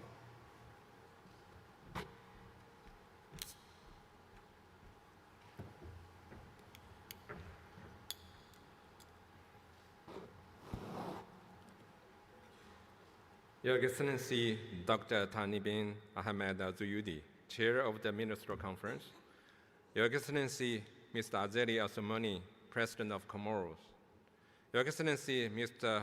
Hussein Ramos Horta, President of Timor-Leste, Honorable Ministers, ladies and gentlemen, I will deliver a statement on behalf of the Chairperson of the Working Party on the accession of the Union of Comoros. Ambassador Omar Zimba of Morocco, who had to stay in Geneva to chair the opening of the 55th session of the Human Rights Council. Completing a WTO accession process is a landmark moment. I wish to pay tribute to President Azali Assoumani for his leadership and commitment. I would also like to recognize the work of Comoros' team of devoted negotiators, both in Mohini and in Geneva. The close involvement of Comoros lawmakers has also been critical to the process. I would also like to express my gratitude to WTO members who have shown flexibility and goodwill and have assisted Comoros in building technical capacity throughout the process. For Comoros, WTO membership holds the promise of faster economic growth, higher living standards, better jobs, and ultimately, long-term stability and peace. WTO accession will also help consolidate the economic, structural, and institutional reform that are already underway. For the WTO, Comoros accession means a warm welcome to another least developed country into the multilateral trading system. This is a significant moment, which brings the organization even closer to becoming truly global and diverse. I hope that other candidate countries from the Arab and African regions, which remain relatively underrepresented in the multilateral trading system, can look up to Comoros for inspiration. Comoros' accession process began in October 2007 with the establishment of a working party. Comoros took several years to produce the initial set of documents required to launch the process. In 2016, the Working Party met for the first time. Speedy progress was registered in the years that followed. The process gradually gained momentum and reached full speed by early 2023. The 10th and final meeting of the Working Party was held in January of this year. The result of the accession negotiations are contained in the report of Working Party, WT/ACC/COM/51. The schedule of concessions and commitment on goods, WT/ACC/COM/51/81, and the schedule of specific commitment on services, WT/ACC/COM/5182. The package of documents was adopted by the Working Party on an ad referendum basis at this meeting on 9th January 2024. A draft protocol of accession and a draft decision for the consideration of the Ministerial Conference, reproduced in an appendix to the report, were also approved by the meeting. By these actions, the Working Party completed its mandate and forwarded the documentation to the 13th Ministerial Conference for action. Once again, I would like to pay tribute to the efforts, goodwill, and the spirit of compromise shown by everyone involved in the process. In particular, I would like to thank Ambassador Luis Enrique Chavez Basacaidia of Peru, my predecessor as Working Party chairperson, whose contribution was essential to the process. I would also like to place on record my appreciation to Director General Dr. Ngozi Okonjo-Iweala and the Secretariat, which, under her guidance, assist the delegation of Comoros and the WTO members throughout the process. This concludes the statement by the Working Party Chairperson. On behalf of the Secretariat, I would like to convey special thanks to Ambassador Omanziba for his active role as Chairperson of the Working Party and to the government of Morocco for its support throughout the process. With this word, on behalf of the Chairperson of the Working Party of the Accession of the Union of Comoros, I recommend the report of the Working Party and the draft decision for adoption and the draft protocol for approval by the Ministerial Conference. Thank you.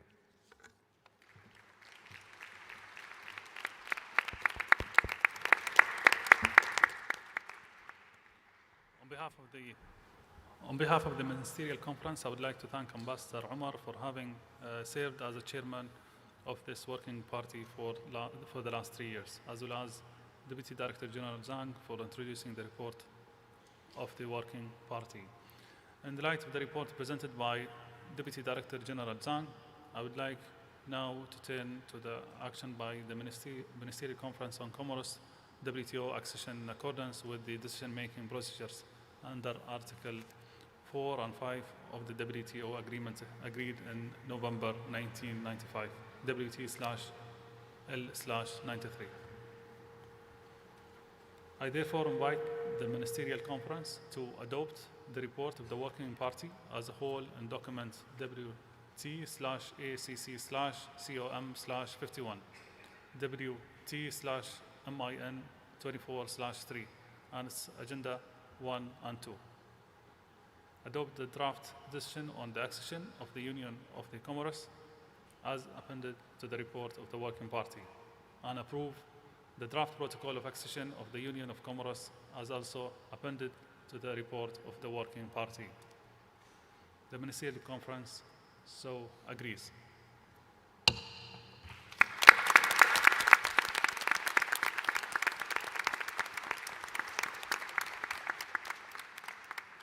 It gives me great pleasure to welcome the decision we have just taken on the accession of the Union of Comoros to the World Trade Organization. I would like to take this opportunity to extend my congratulations to His Excellency President Azali and his entire team, and to the people and government of the Union of Comoros.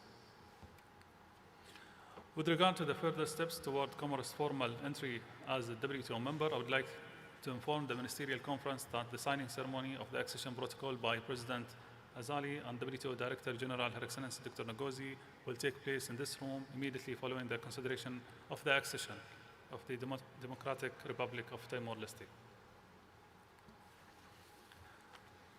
The government of the Union of Comoros will then submit the protocol for ratification by its Legislative Assembly. In keeping with WTO provisions, Comoros will become a member of the WTO 30 days following the deposit of instruments of acceptance of the protocol. It is with great pleasure that I would like now to invite His Excellency Azali Osmani, President of Union of Comoros, to proceed to the podium to address the Ministerial Conference. Your Excellency, the floor is yours.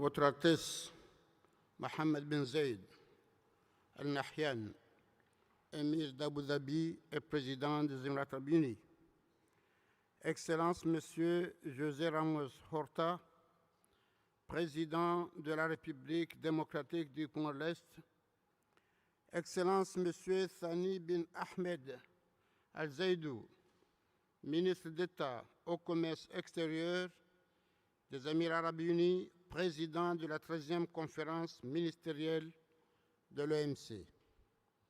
Madame Ngozi Okonjo, directrice générale de l'OMC et très chère sœur. Mesdames et Messieurs les ministres, Mesdames et Messieurs les ambassadeurs, distingués invités et participants, Assalamu alaikum wa rahmatullahi wa barakatuh. Je voudrais, à l'entame de mon propos, remercier mon frère, Son Altesse Cheikh Mohammed bin Zayed Al Nahyan, président des Émirats Arabes Unis, pour l'accueil chaleureux et fraternel qui nous est réservé dans cette magnifique ville d'Abu Dhabi et pour les bonnes dispositions prises pour assurer la réussite de nos travaux. En ce moment précis qui consacre l'adhésion des Comores à l'OMC, je ressens une profonde et légitime émotion et pour cause, cela fait 17 ans que mon pays a formulé sa demande d'adhésion à cette importante organisation. Et cela fait 9 années depuis que mon gouvernement et moi-même menons des négociations difficiles pour atteindre cet objectif. Et voilà que Dieu a voulu que ce moment coïncide avec celui où, à la tête de l'OMC, se trouve une personnalité en tout point remarquable de notre continent, ma sœur, Madame Ngozi Okonjo-Iweala, en qualité de directrice générale de l'OMC. Il se trouve aussi que ce grand événement se déroule dans un pays arabe, ami et frère des Comores, avec lequel j'entretiens les meilleures relations avec ses plus hauts dirigeants. Mais aussi, au moment où l'Afrique a décidé de mettre dans cette priorité la création de la zone de libre-échange continental africain, la ZLECAf, vous pouvez alors imaginer le grand plaisir que j'ai aujourd'hui à prendre part à cette cérémonie consacrant cette admission officielle. Altesse, Excellences, Mesdames et Messieurs, le chemin visant à faire de l'Union des Comores le 165e membre de l'OMC est l'aboutissement d'un processus parsemé de concessions, de clarifications, d'engagements spécifiques, mais il a aussi et surtout été fait de volonté partagée, de coopération et de partenariat mutuellement bénéfiques. En effet, notre requête d'adhésion à l'OMC a été introduite il y a 17 longues années et sous mon impulsion, le gouvernement a présenté en 2016 l'aide-mémoire sur notre régime de commerce extérieur en vue de donner un souffle nouveau à ce processus. Ainsi, cette importante adhésion que nous célébrons aujourd'hui est l'aboutissement heureux de négociations intenses menées au sein du groupe de travail sur l'accession des Comores. Mesdames et Messieurs, honorables assistants, l'adhésion acquise, nous entamons dorénavant la phase la plus essentielle, celle de la mise en œuvre des engagements en vue de permettre à l'Union des Comores de jouir pleinement des opportunités offertes par le commerce international, mais aussi d'apporter sa pierre à l'édifice. Il s'agira de mobiliser les partenaires au développement autour des besoins en assistance technique et des ressources financières nécessaires pour conduire les réformes permettant de nous conformer aux règles multilatérales du commerce et aux meilleures pratiques en la matière. Il s'agira également de développer une bonne stratégie de communication en vue d'une appropriation effective de ce nouveau statut par le peuple comorien. Notre conviction est que l'adhésion des Comores à l'OMC sera immensément bénéfique à toute notre économie aux entreprises privées et publiques et aux consommateurs. Elle contribuera aux efforts de diversification des partenariats commerciaux de notre pays, à son intégration dans les chaînes de valeur régionales, continentales et mondiales. Avec l'adhésion à l'OMC, mon pays poursuivra ses objectifs de développement durable et d'éradication de la pauvreté, notamment en accélérant les investissements dans des secteurs stratégiques tels que l'agriculture, le tourisme, l'environnement, le secteur maritime et l'économie numérique. D'ores et déjà, des réformes entreprises dans le cadre de ce processus ont généré des résultats tangibles. À titre d'illustration, notre dispositif juridique et réglementaire ainsi que nos politiques ont été progressivement adaptés aux meilleurs standards internationaux. Pour sa part, le secteur privé aspire à un régime commercial plus prévisible et plus transparent, aussi avec la plateforme offerte par le système commercial multilatéral. Notre nation insulaire pourra-t-elle faire valoir sa voix au même titre que ses partenaires commerciaux internationaux? Cette adhésion renforcera encore davantage la visibilité de l'Union des Comores sur la scène internationale après la présidence comorienne de l'Union africaine qui vient juste d'arriver à son terme. Cela dit, mon pays en tant que nation, dont l'ambition est de parvenir à l'émergence à l'horizon 2030, suivant une transformation structurelle de l'économie, pourra également apporter une grande contribution à l'édifice de l'OMC. D'abord, par son appartenance à plusieurs communautés économiques régionales et à des organisations internationales telles que l'ONU, l'Union africaine, la francophonie, la Ligue arabe et j'en passe. Ensuite, parce que cette nouvelle donne intervient dans un contexte de mise en œuvre de l'ASLECAF qui sera bénéfique aux partenaires commerciaux régionaux comme internationaux au pays.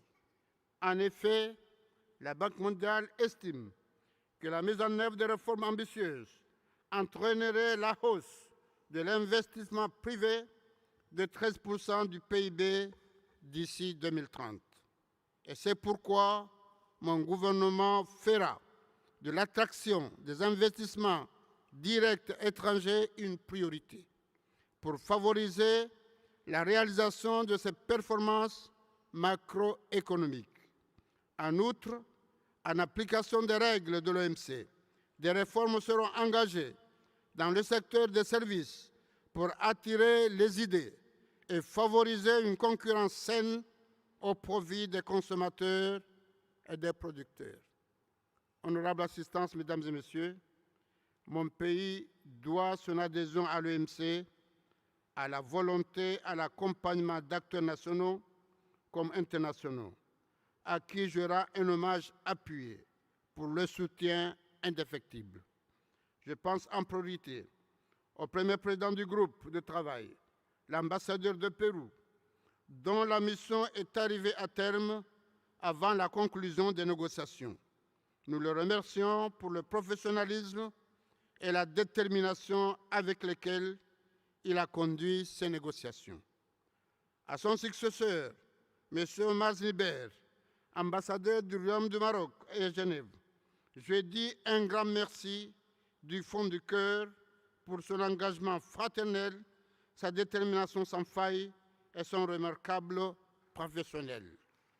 Je tiens à souligner que, fort des instructions de mon frère, Sa Majesté le roi Mohamed VI, l'ambassadeur Zniber a traité le dossier comorien comme s'il s'agissait de celui de son propre pays et notre équipe comme sa propre famille, y compris l'ambassadeur Sultan Chouzour.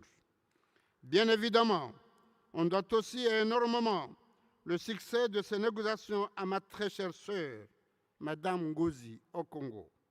directrice générale de l'OMC, qui s'y est personnellement investie, et notamment à travers ses conseils avisés et ses pertinentes recommandations. Je demande à l'applaudir.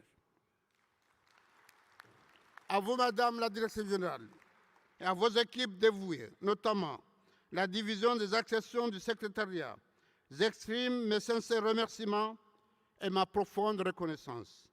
Sachez que le gouvernement comorien est très fier de cet acquis majeur et s'engage à poursuivre sa collaboration fructueuse avec l'OMC en vue de traduire en actes concrets le résultat de ces négociations.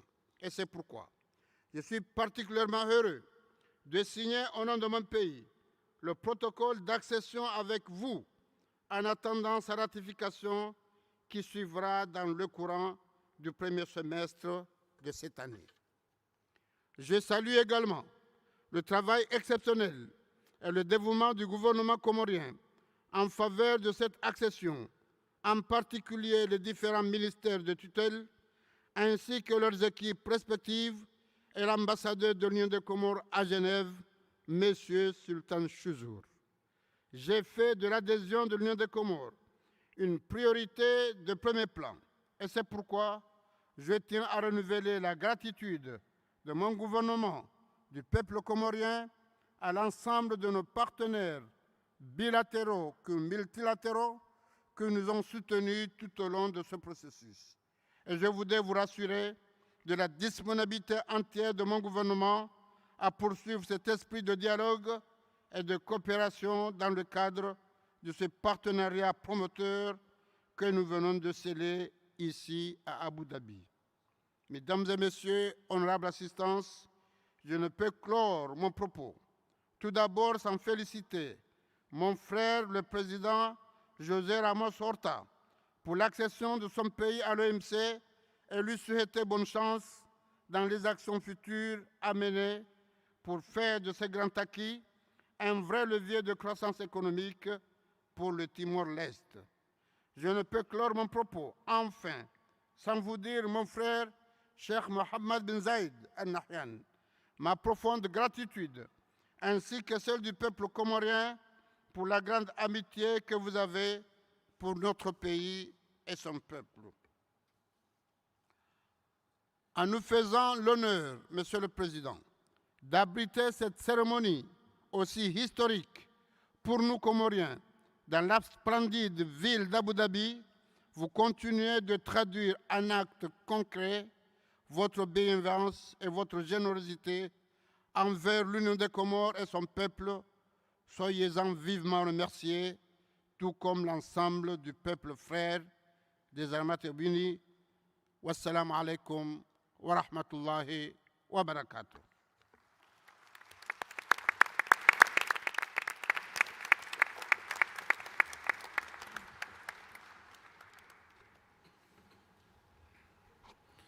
On behalf of the Ministerial Conference, I would like to express my warmest appreciation to President Azali for his address. I would now like to take up the accession of the Democratic Republic of Timor-Leste. I would like to recall that on the 11th of January 2024, the Working Party approved a referendum the accession package of Timor-Leste.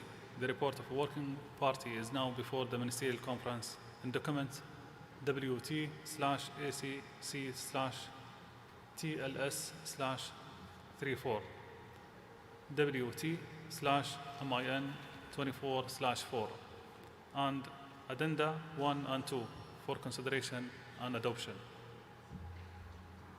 I would like to invite the Chairperson of the Working Party of the Accession of Timor-Leste, Ambassador Roy of Portugal, to introduce the report of the Working Party. Ambassador, you have the floor.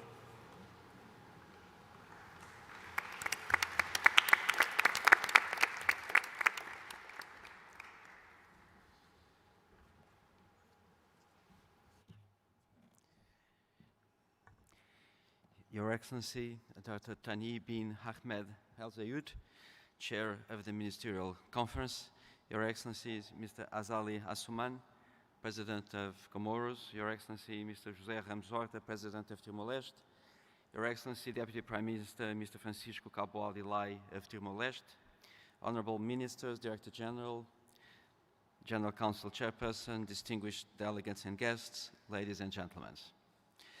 As Chair of the Working Party on the Accession of the Democratic Republic of Timor-Leste, I am honored to present the accession package of Timor-Leste and to report on the conclusions and recommendations of this package. The Working Party was established in December 2016 to examine Timor-Leste's request for WTO accession. Since its first meeting held in October 2020, in the midst of the COVID pandemic, the Working Party has a total of 7 meetings, with the final meeting held just last month, concluding the accession negotiations in a record time of 3 years and 3 months. This impressive achievement is the result of Timor-Leste's strong commitment and members' unshaken support to this LDC accession. The results of the negotiations constituting the terms of accession are contained in the following documents. The report of the Working Party, circulated in document WT/ACC/TLS/34, WT/MIN24/4, the schedules of concessions and commitments on goods, contained in document WT/ACC/TLS/34 add 1, and WT/MIN24/4 add 1, and the schedule on specific commitments on services contained in documents WT/ACC/TLS/34 add 2, and WT/MIN24/4 add 2. This package was adopted ad referendum by the Working Party at its final meeting held on the 11th of January 2024. The adopted report contains in its appendix the draft decision for the Ministerial Conference and the draft protocol of accession. The protocol incorporates by reference the specific commitments undertaken by Timor-Leste in the report of the Working Party. By this action, the Working Party completed its mandate and forwarded the document to the 13th Ministerial Conference for action. Mr. Chairman, during the course of the accession negotiations, Timor-Leste has done impressive work in a number of areas. This includes the adoption of WTO consistent legislation, with over 330 legal pieces being notified to the Working Party, setting a new standard for other accessions. Timor-Leste has also undertaken several first-exceeding LDC commitments in areas such as the Information Technology Agreement, Services Domestic Regulation, and Fisheries Subsidies Agreement, making a significant contribution to strengthening the rules-based multilateral trading system. It is my assessment that this accession package has set a clear roadmap for sustained domestic reform in Timor-Leste to promote economic growth, stability, and peace. Before I conclude, I would like to recognize the political leadership provided by President José Ramos Horta throughout this process. He even participated in a few Working Party meetings. His vision that WTO membership is a stepping stone for Timor-Leste's goal to join ASEAN has served as a key driving force in the process. I would like to pay tribute to Timor-Leste's devoted and committed team under the chief negotiation, Deputy Prime Minister Francisco Cabo Alilai, who led the process in the final critical stage, and Minister Joaquim Amaral, who led before that. This team has done an exemplary job, working often around the clock in Dili and in Geneva, especially during the final months. Our members are also deserve a lot of credit. They supported and worked hard with Timor-Leste, demonstrating goodwill and pragmatism to overcome challenges and enable the smooth conclusion in the accession process. I would also like to place on record my deep appreciation to Director General Ngozi Okonjo-Iweala and the WTO Secretariat, particularly the Accessions Division, who played a key role in the process. In closing, in my capacity as Chair of the Working Party of the Accession of Timor-Leste, I have the privilege to recommend the report of the Working Party and the drafted decision for adoption and the draft protocol for approval by the Ministerial Conference. I thank you.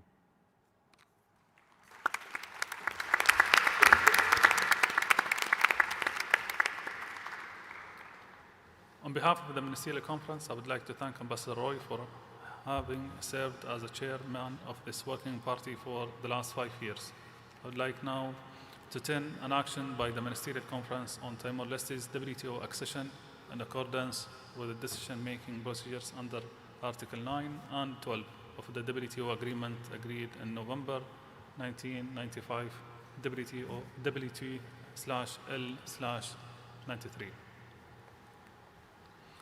I therefore invite the Ministerial Conference to adopt the report of the Working Party as a whole in the document WT/ACC/TLS/34, WT/MIN24/4 and its addenda 1 and 2. Adopt the draft decision on the accession of the Democratic Republic of Timor-Leste as appended to the report of the Working Party, and approve the draft protocol of accession of the Democratic Republic of Timor-Leste is also appended to the report of the Working Party. The Ministerial Conference so agrees.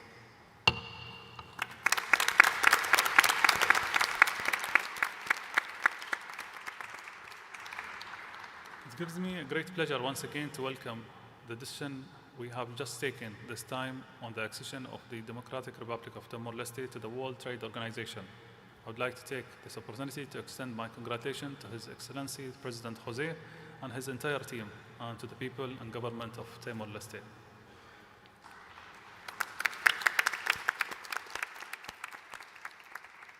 Excellencies, the decision we have just taken on the accession of Comoros and an island LDC in Africa, and accession of Timor-Leste, an island in LDC in Asia, testifying to the world's confidence in the WTO and multilateral trading system.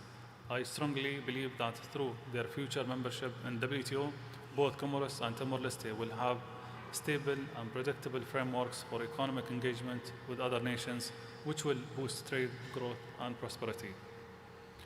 With regard to the further steps toward Timor-Leste's formal entry as a WTO member, as in the case of Comoros, the signing ceremony will take place immediately following this session. The government of the Democratic Republic of Timor-Leste will then submit the protocol for ratification by its legislative assembly. Timor-Leste will become a member of the WTO 30 days following the deposit of instrument of acceptance of the protocol. With these words, it is with a great pleasure that I would now like to invite His Excellency Jose Manuel Ramos, the President of the Democratic Republic of Timor-Leste, to proceed to the podium to address the Ministerial Conference. Sir, you have the floor.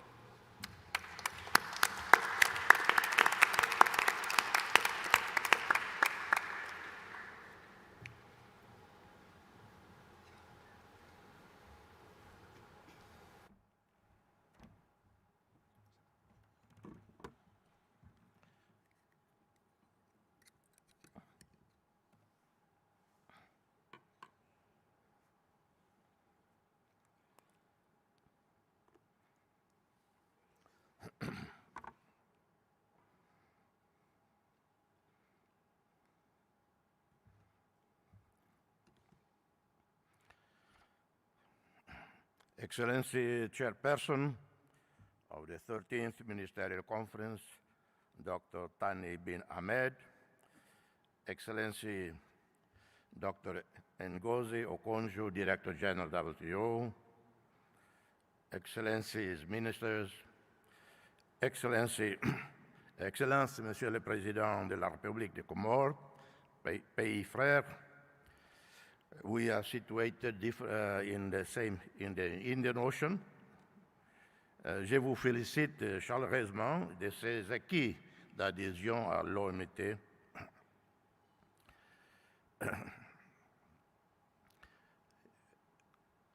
My warmest greetings to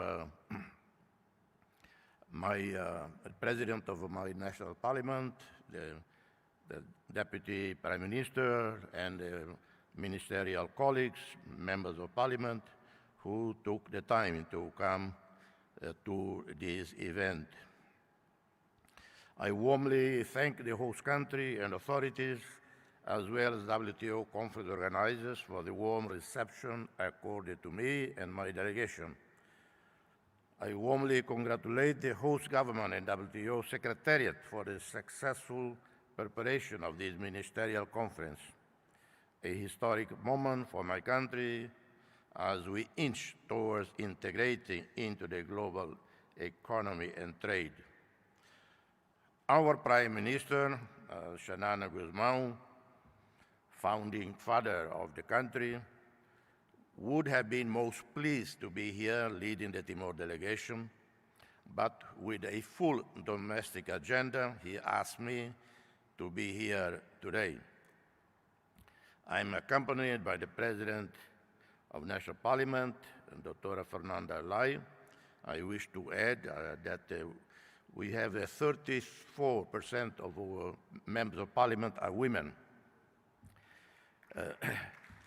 And many of the cabinet members, the most important ones, are actually women also. In my own office, the second person in charge, chef de cabinet, the third person in charge, and the fourth person in charge are all women. And also with us, with me, Deputy Prime Minister for Economic Development Coordination, His Excellency Francisco Lai.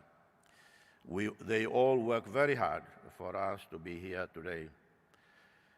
We of Timor-Leste, the newest country in Asia, are strong believers in regional and international economic integration, the multilateral trading system, in particular ASEAN, in our region. Timor-Leste obtained our first WTO observer status in December 2016. So today, I and the whole delegation are overwhelmed with joy to be witnesses as WTO members officially adopt our accession package, sealing Timor-Leste official membership in the organization. Timor-Leste WTO membership marks a major step towards trade liberalization, integration in the global economy, access to international markets. Membership helps leverage the ongoing improvements in our infrastructure, human capital development, administrative capacity, growth, and economic diversification. The support extended by the international community enables us to undertake institutional reforms, adopt adequate legislation, enabling bureaucracy, administration simplification, enhancing human resources, expanding infrastructure development, thus aligning with WTO principles. My deepest appreciation for the active engagement of WTO Secretariat under the visionary, steady leadership of the Director General, Dr. Ngozi. I have had the privilege in meeting the DG on several occasions in different cities, in different countries in the world. When Dr. Ngozi demonstrated her unequal leadership, I thank you, Director General, for being such a strong advocate for WTO accession, as you are a strong advocate for the multilateral system of cooperation.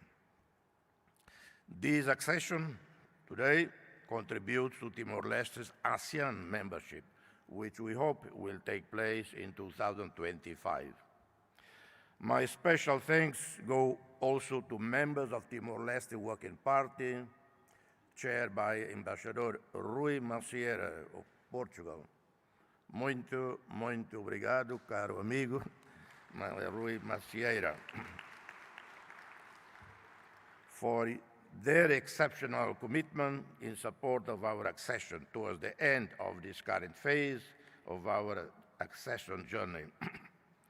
Some words of recognition are due to Timor-Leste Permanent Representative to the UN in Geneva, Ambassador Lourdes Bessa, for her tireless leadership, hard work, and of her mission staff. I am particularly pleased that our WTO accession is taking place in Abu Dhabi, birthplace of Sheikh Zayed, who unified the peoples of the Emirates. He dreamed of and built a country that is today a beacon of human fraternity and peace. And in pursuing this dream, he unified the Emirates, founded the United Arab Emirates, and it was here that the historic Declaration of Human Fraternity, co-authored by His Holiness Papa Francisco and the Grand Imam of Al-Azhar, Cairo, Professor Ahmad Tayeb, was signed on 19 October 2019. The dream of Sheikh Zayed, his legacy, is continuing with His Highness Sheikh Mohammed bin Zayed, President of the United Arab Emirates. So it couldn't be more symbolic, significant that we are here today. Timor-Leste accession in itself is bringing benefits to the country, and we expect that further benefits will materialize in due course. Being a member is essential to unleash the potential of our economy in several sectors. We are committed to diversify our economy, become a part of the value chain of global economies, to improve the well-being of our people through trade. But we all face challenges and opportunities. But the challenges are far too great and complex for us in the LDC, SEEDS, G7 fragile states. Some challenges are common to much of the world. Challenges related to climate change, unstable weather patterns, highly infectious global pandemics, outbreak of armed conflicts, unmanaged global rivalries, some of which have escalated into catastrophic wars unseen in decades, with obvious impact on the global economy, causing catastrophic supply chain disruption, rising costs of basic commodities, and impoverishing further the hundreds of millions living in abject poverty at the world's edge, at the edge of the world. In addition, as if the global landscape is not sufficiently dark, an extremely worrying challenge is the global debt crisis, which stands today at US $313 trillion in 2023. This, according to the latest report of the International Institute of International Finance. This represents 330% of global GDP, of which 55% are from developed markets. Excellencies, dear ladies and gentlemen, dear friends, we, the international community, we seem to be sleepwalking right into another financial meltdown, which could be far worse than all previous ones.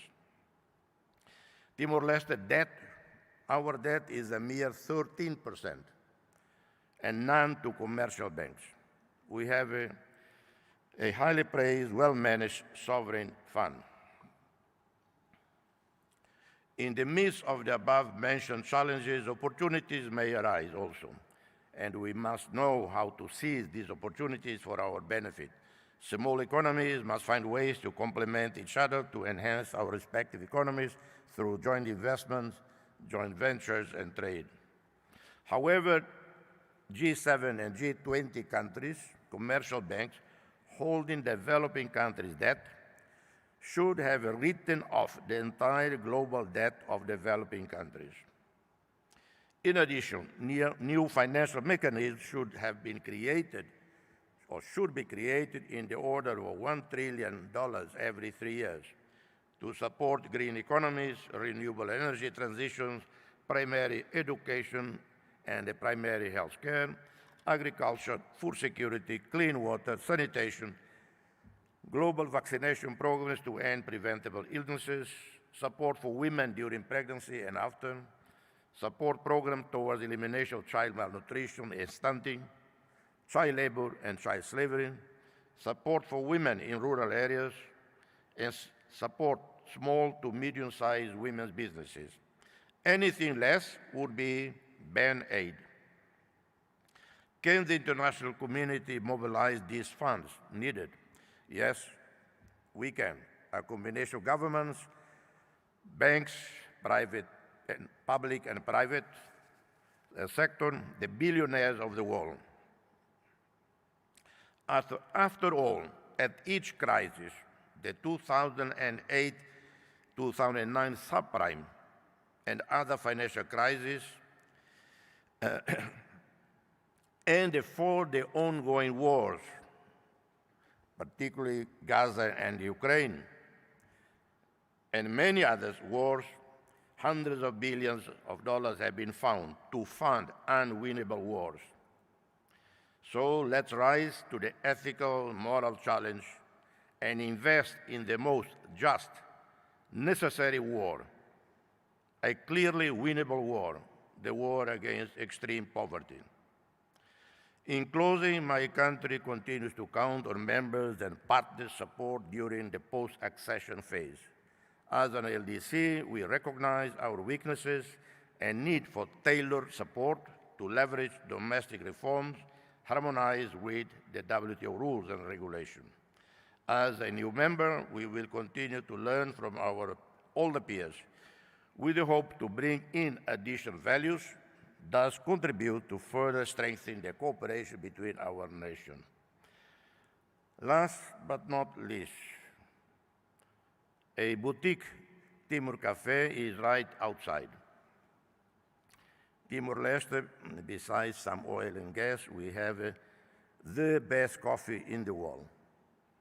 I know some here, Colombians, Panamanians, Costa Ricans, Brazilians, Papua New Guinea, Jamaica, Kenya, Ethiopia, they all would disagree with my claims. But let me tell you one thing. Papa Francisco, he drinks only Timor coffee. So, I advise you all also to drink only Timor coffee. May God the Almighty and the Merciful bless us all. Thank you.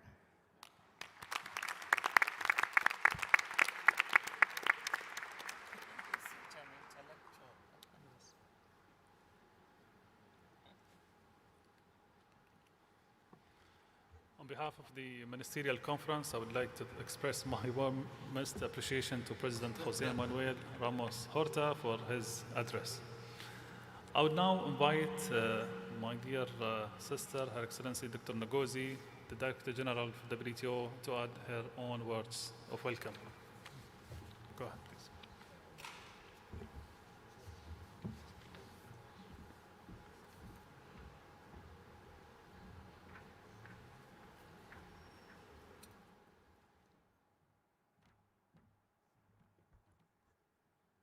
Thank you, Excellency MC13 Chair.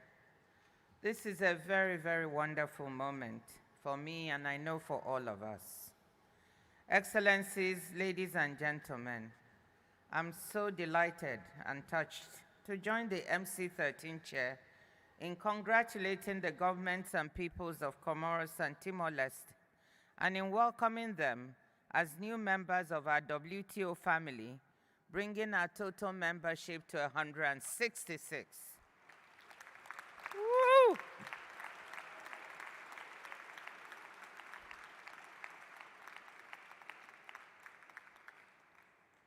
It is wonderful that President Azali Assoumani of Comoros and President José Ramos Horta of Timor-Leste are present here. Both of them were absolutely pivotal in bringing their respective countries' accession processes to the finish line. Without their personal involvement and their dedication, we could not have done it. To the officials from both countries who have been working tirelessly for years now, I offer my congratulations, my gratitude, and my encouragement. Although this might not be what you want to hear right now, this is just the beginning, but it's a very, very good beginning. But before I go further, I want to thank the chairpersons of the two working parties, Ambassador Omar Znibia of Morocco, who unfortunately cannot be with us today, and Ambassador Rui Maceira of Portugal. Without their dedication and leadership, today's accession would not have been possible. And of course, special credit also goes to WTO members, particularly members of the working parties, and to the Secretariat teams who were supporting them, ably led by the Accession Division. Today's achievements are truly a collective endeavor, one we can all be proud of. Accessions have always been a barometer of confidence in the WTO and the rules-based multilateral trading system. It is encouraging that despite all the challenges facing multilateral cooperation today, our organization is continuing to move towards universality. A diverse array of countries continue to link their own growth and future prosperity to the WTO's core values of openness, transparency, good governance, and the rule of law. I hope that Comoros and Timor-Leste will serve as inspiration for the 22 governments waiting to join, especially other LDCs and fragile and conflict-affected states. I said before that accession is a beginning. The benefits of WTO membership are not automatic, and our new members will need a support network to continue domestic reforms and to operate effectively in the global economy. The Secretariat is already stepping up its assistance in this regard, and it is my sincere hope that the rest of the members will provide technical assistance and supply-side support to accompany these two LDCs in the post-accession phase. Finally, as I said in my opening remarks, it has been 8 years since we last welcomed members, the longest gap yet. I hope we are not going to wait 8 more years. Not if I have anything to do with it. Comoros and Timor-Leste have demonstrated that countries facing daunting and unique challenges can overcome them with political will and determination on the part of acceding governments, together with adequate support from the international community. International organizations and development partners can make an important difference here by offering enhanced and coordinated technical assistance and capacity building to countries seeking to join the WTO. The two heads of state here are both presidents with whom I have worked closely, and in the case of President Ramos Horta, as he said, we've known each other for quite some time. I really want to say a special thank you to them for persevering and to their staff, because if not for their belief, we wouldn't have been able to get here. On behalf of the membership and the organization, I'm delighted to say to Comoros and Timor-Leste, Karibu and Benvindo, welcome. And let's all try to make joining the WTO even more special by delivering results here in Abu Dhabi this week. Thank you.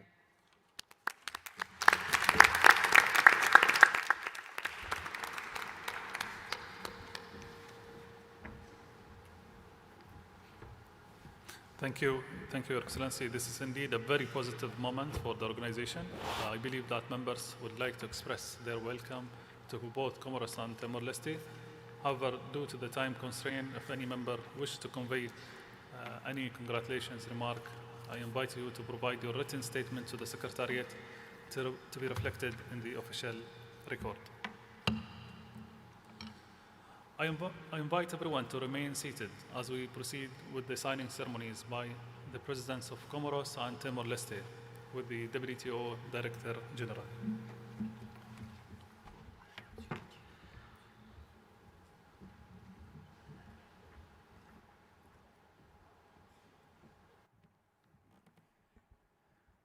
Congratulations once again to Comoros and Timor-Leste on this milestone.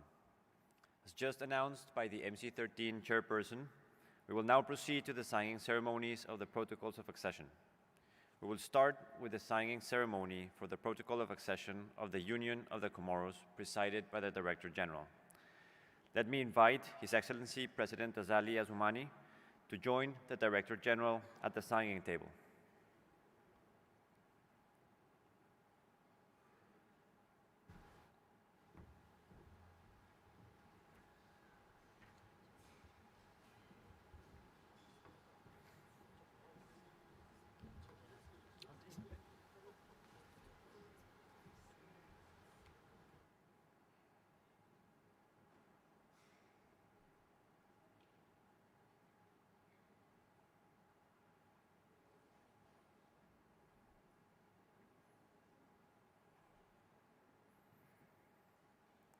I now invite the Director General to proceed with the signing ceremony.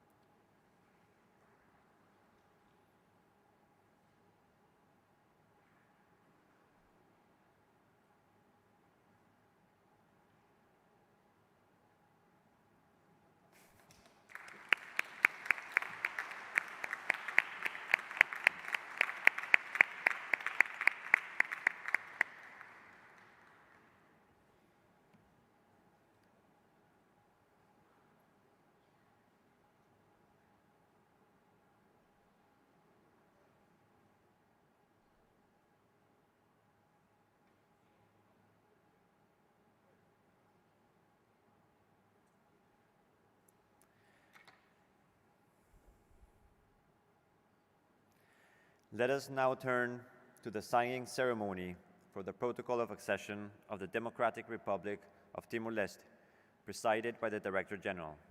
I'd like to invite the Deputy Prime Minister, accompanied by His Excellency President José Manuel Ramos Horta, to join the Director General at the signing table.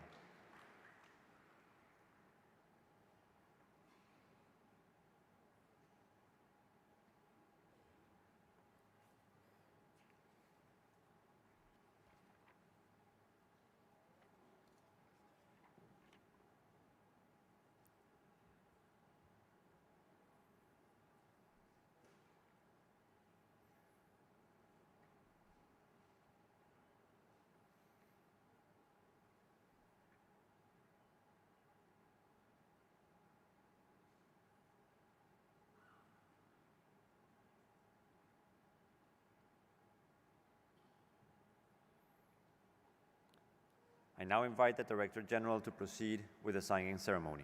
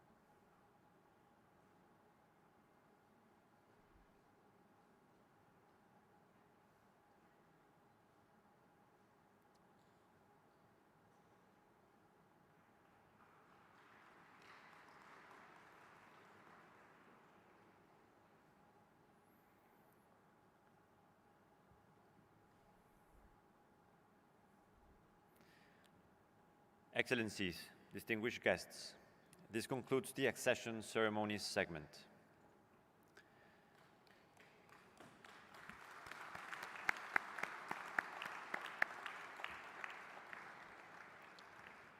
Let us now proceed to the final segment of the opening session, which is the ceremony on the deposit of instruments of acceptance of the Fisheries Subsidies Agreement.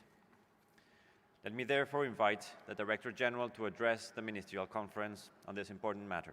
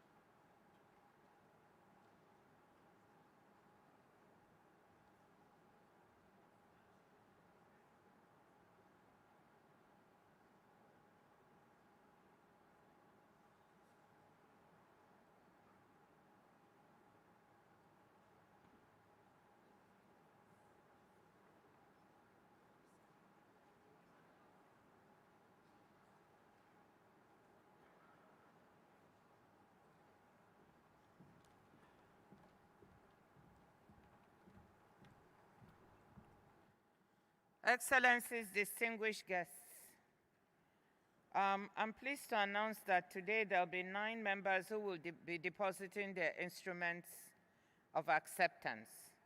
They will be part of the growing number of ratifiers, together with those who ratified this year: Cabo Verde, Barbados, Dominica, Senegal, Uruguay, and most recently Haiti. As I said, the number we are going to have this week is 70, because there are 1 or 2 ratifiers who will not be giving their instrument today, but tomorrow or next. We have made substantial progress, and we have been successfully able to use this ministerial as a hook for trying to get members to ratify. Not because we're just interested in ratification for its sake, but because we are dealing with an opportunity to help improve the sustainability of our oceans. So I'm very grateful to all the countries, the 70 countries who would have ratified by the end of MC13. I'm also grateful to all those who have taken the opportunity to support the Fisheries Fund, which is designed to assist developing members to implement the disciplines in the Fisheries Subsidies Agreement, Part 1. And the most recent deposit has come from the Republic of Korea with a contribution of $1 million to the funding mechanism. Actually, the most recent is from the UAE, which has deposited also $1 million to the mechanism. So I want us to give them a round of applause. And now, to deposit their instruments today, I have the pleasure to announce the names of the following countries, and I'd like the ministers to come one by one. Let me announce the names first of those who are depositing: Saudi Arabia, Brunei Darussalam, Chad, Rwanda, Togo, Turkey, Malaysia, Norway, Uruguay. So we will start with the Kingdom of Saudi Arabia.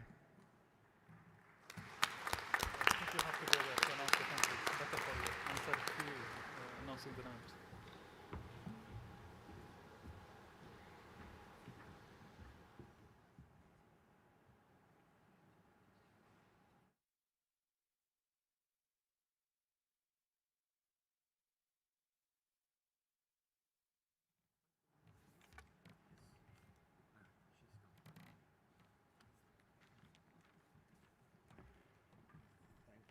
Thank you so much. I'm so pleased.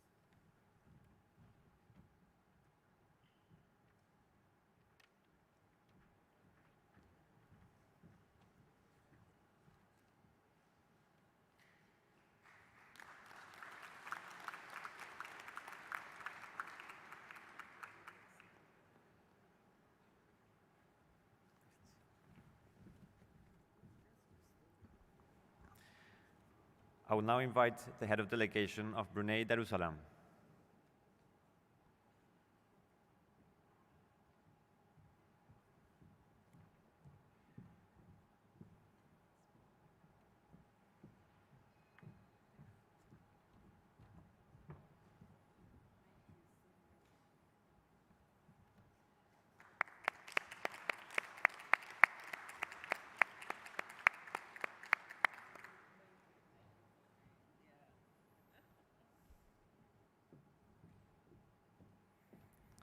I now invite the head of delegation of Malaysia.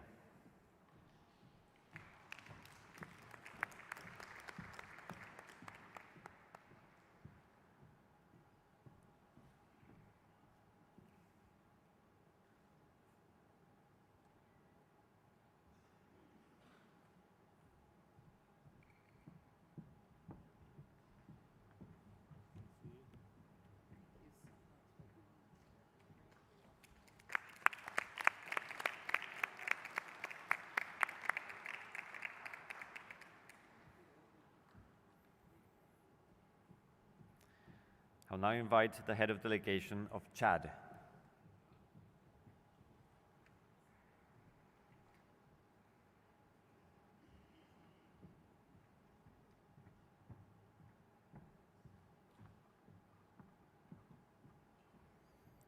We'll come back to Chad.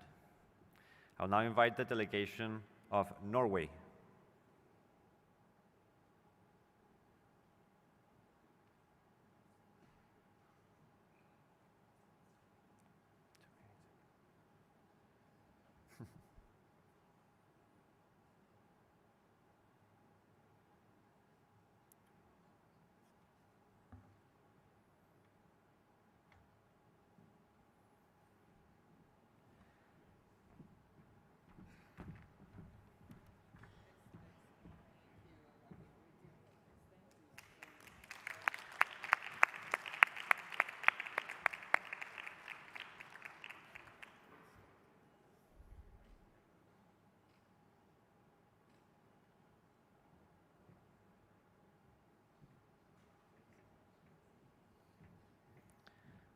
I'll now invite the head of delegation of Rwanda.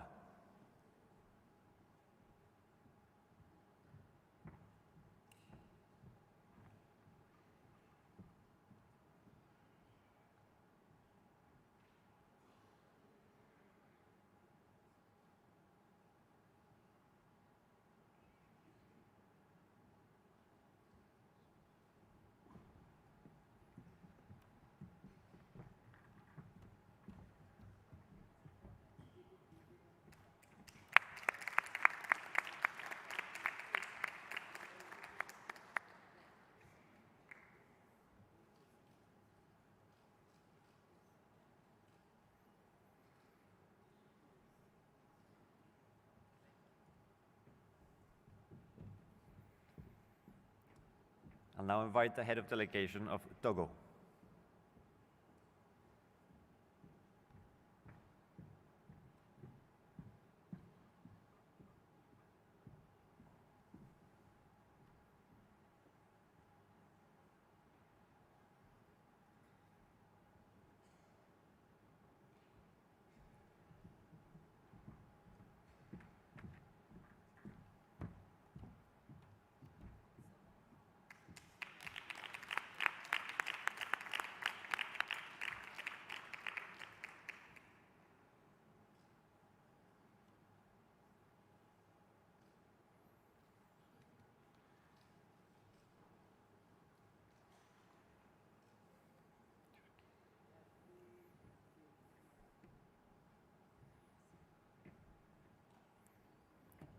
I'll now invite the head of delegation of Turkey.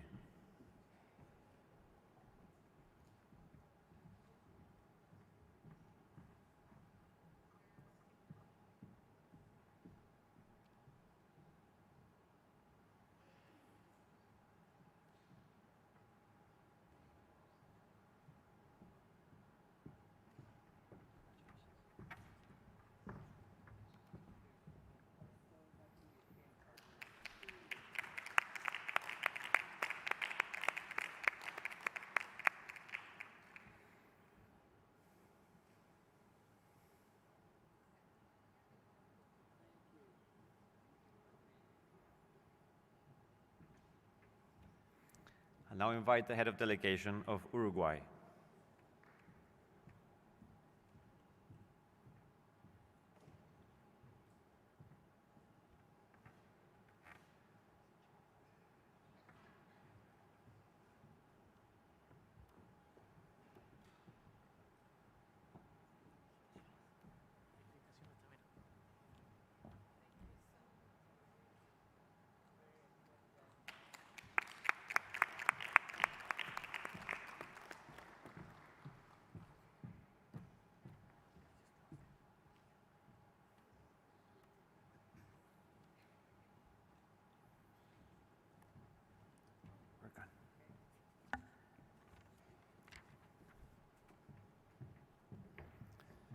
So congratulations once again to all our new depositors of instruments of acceptance.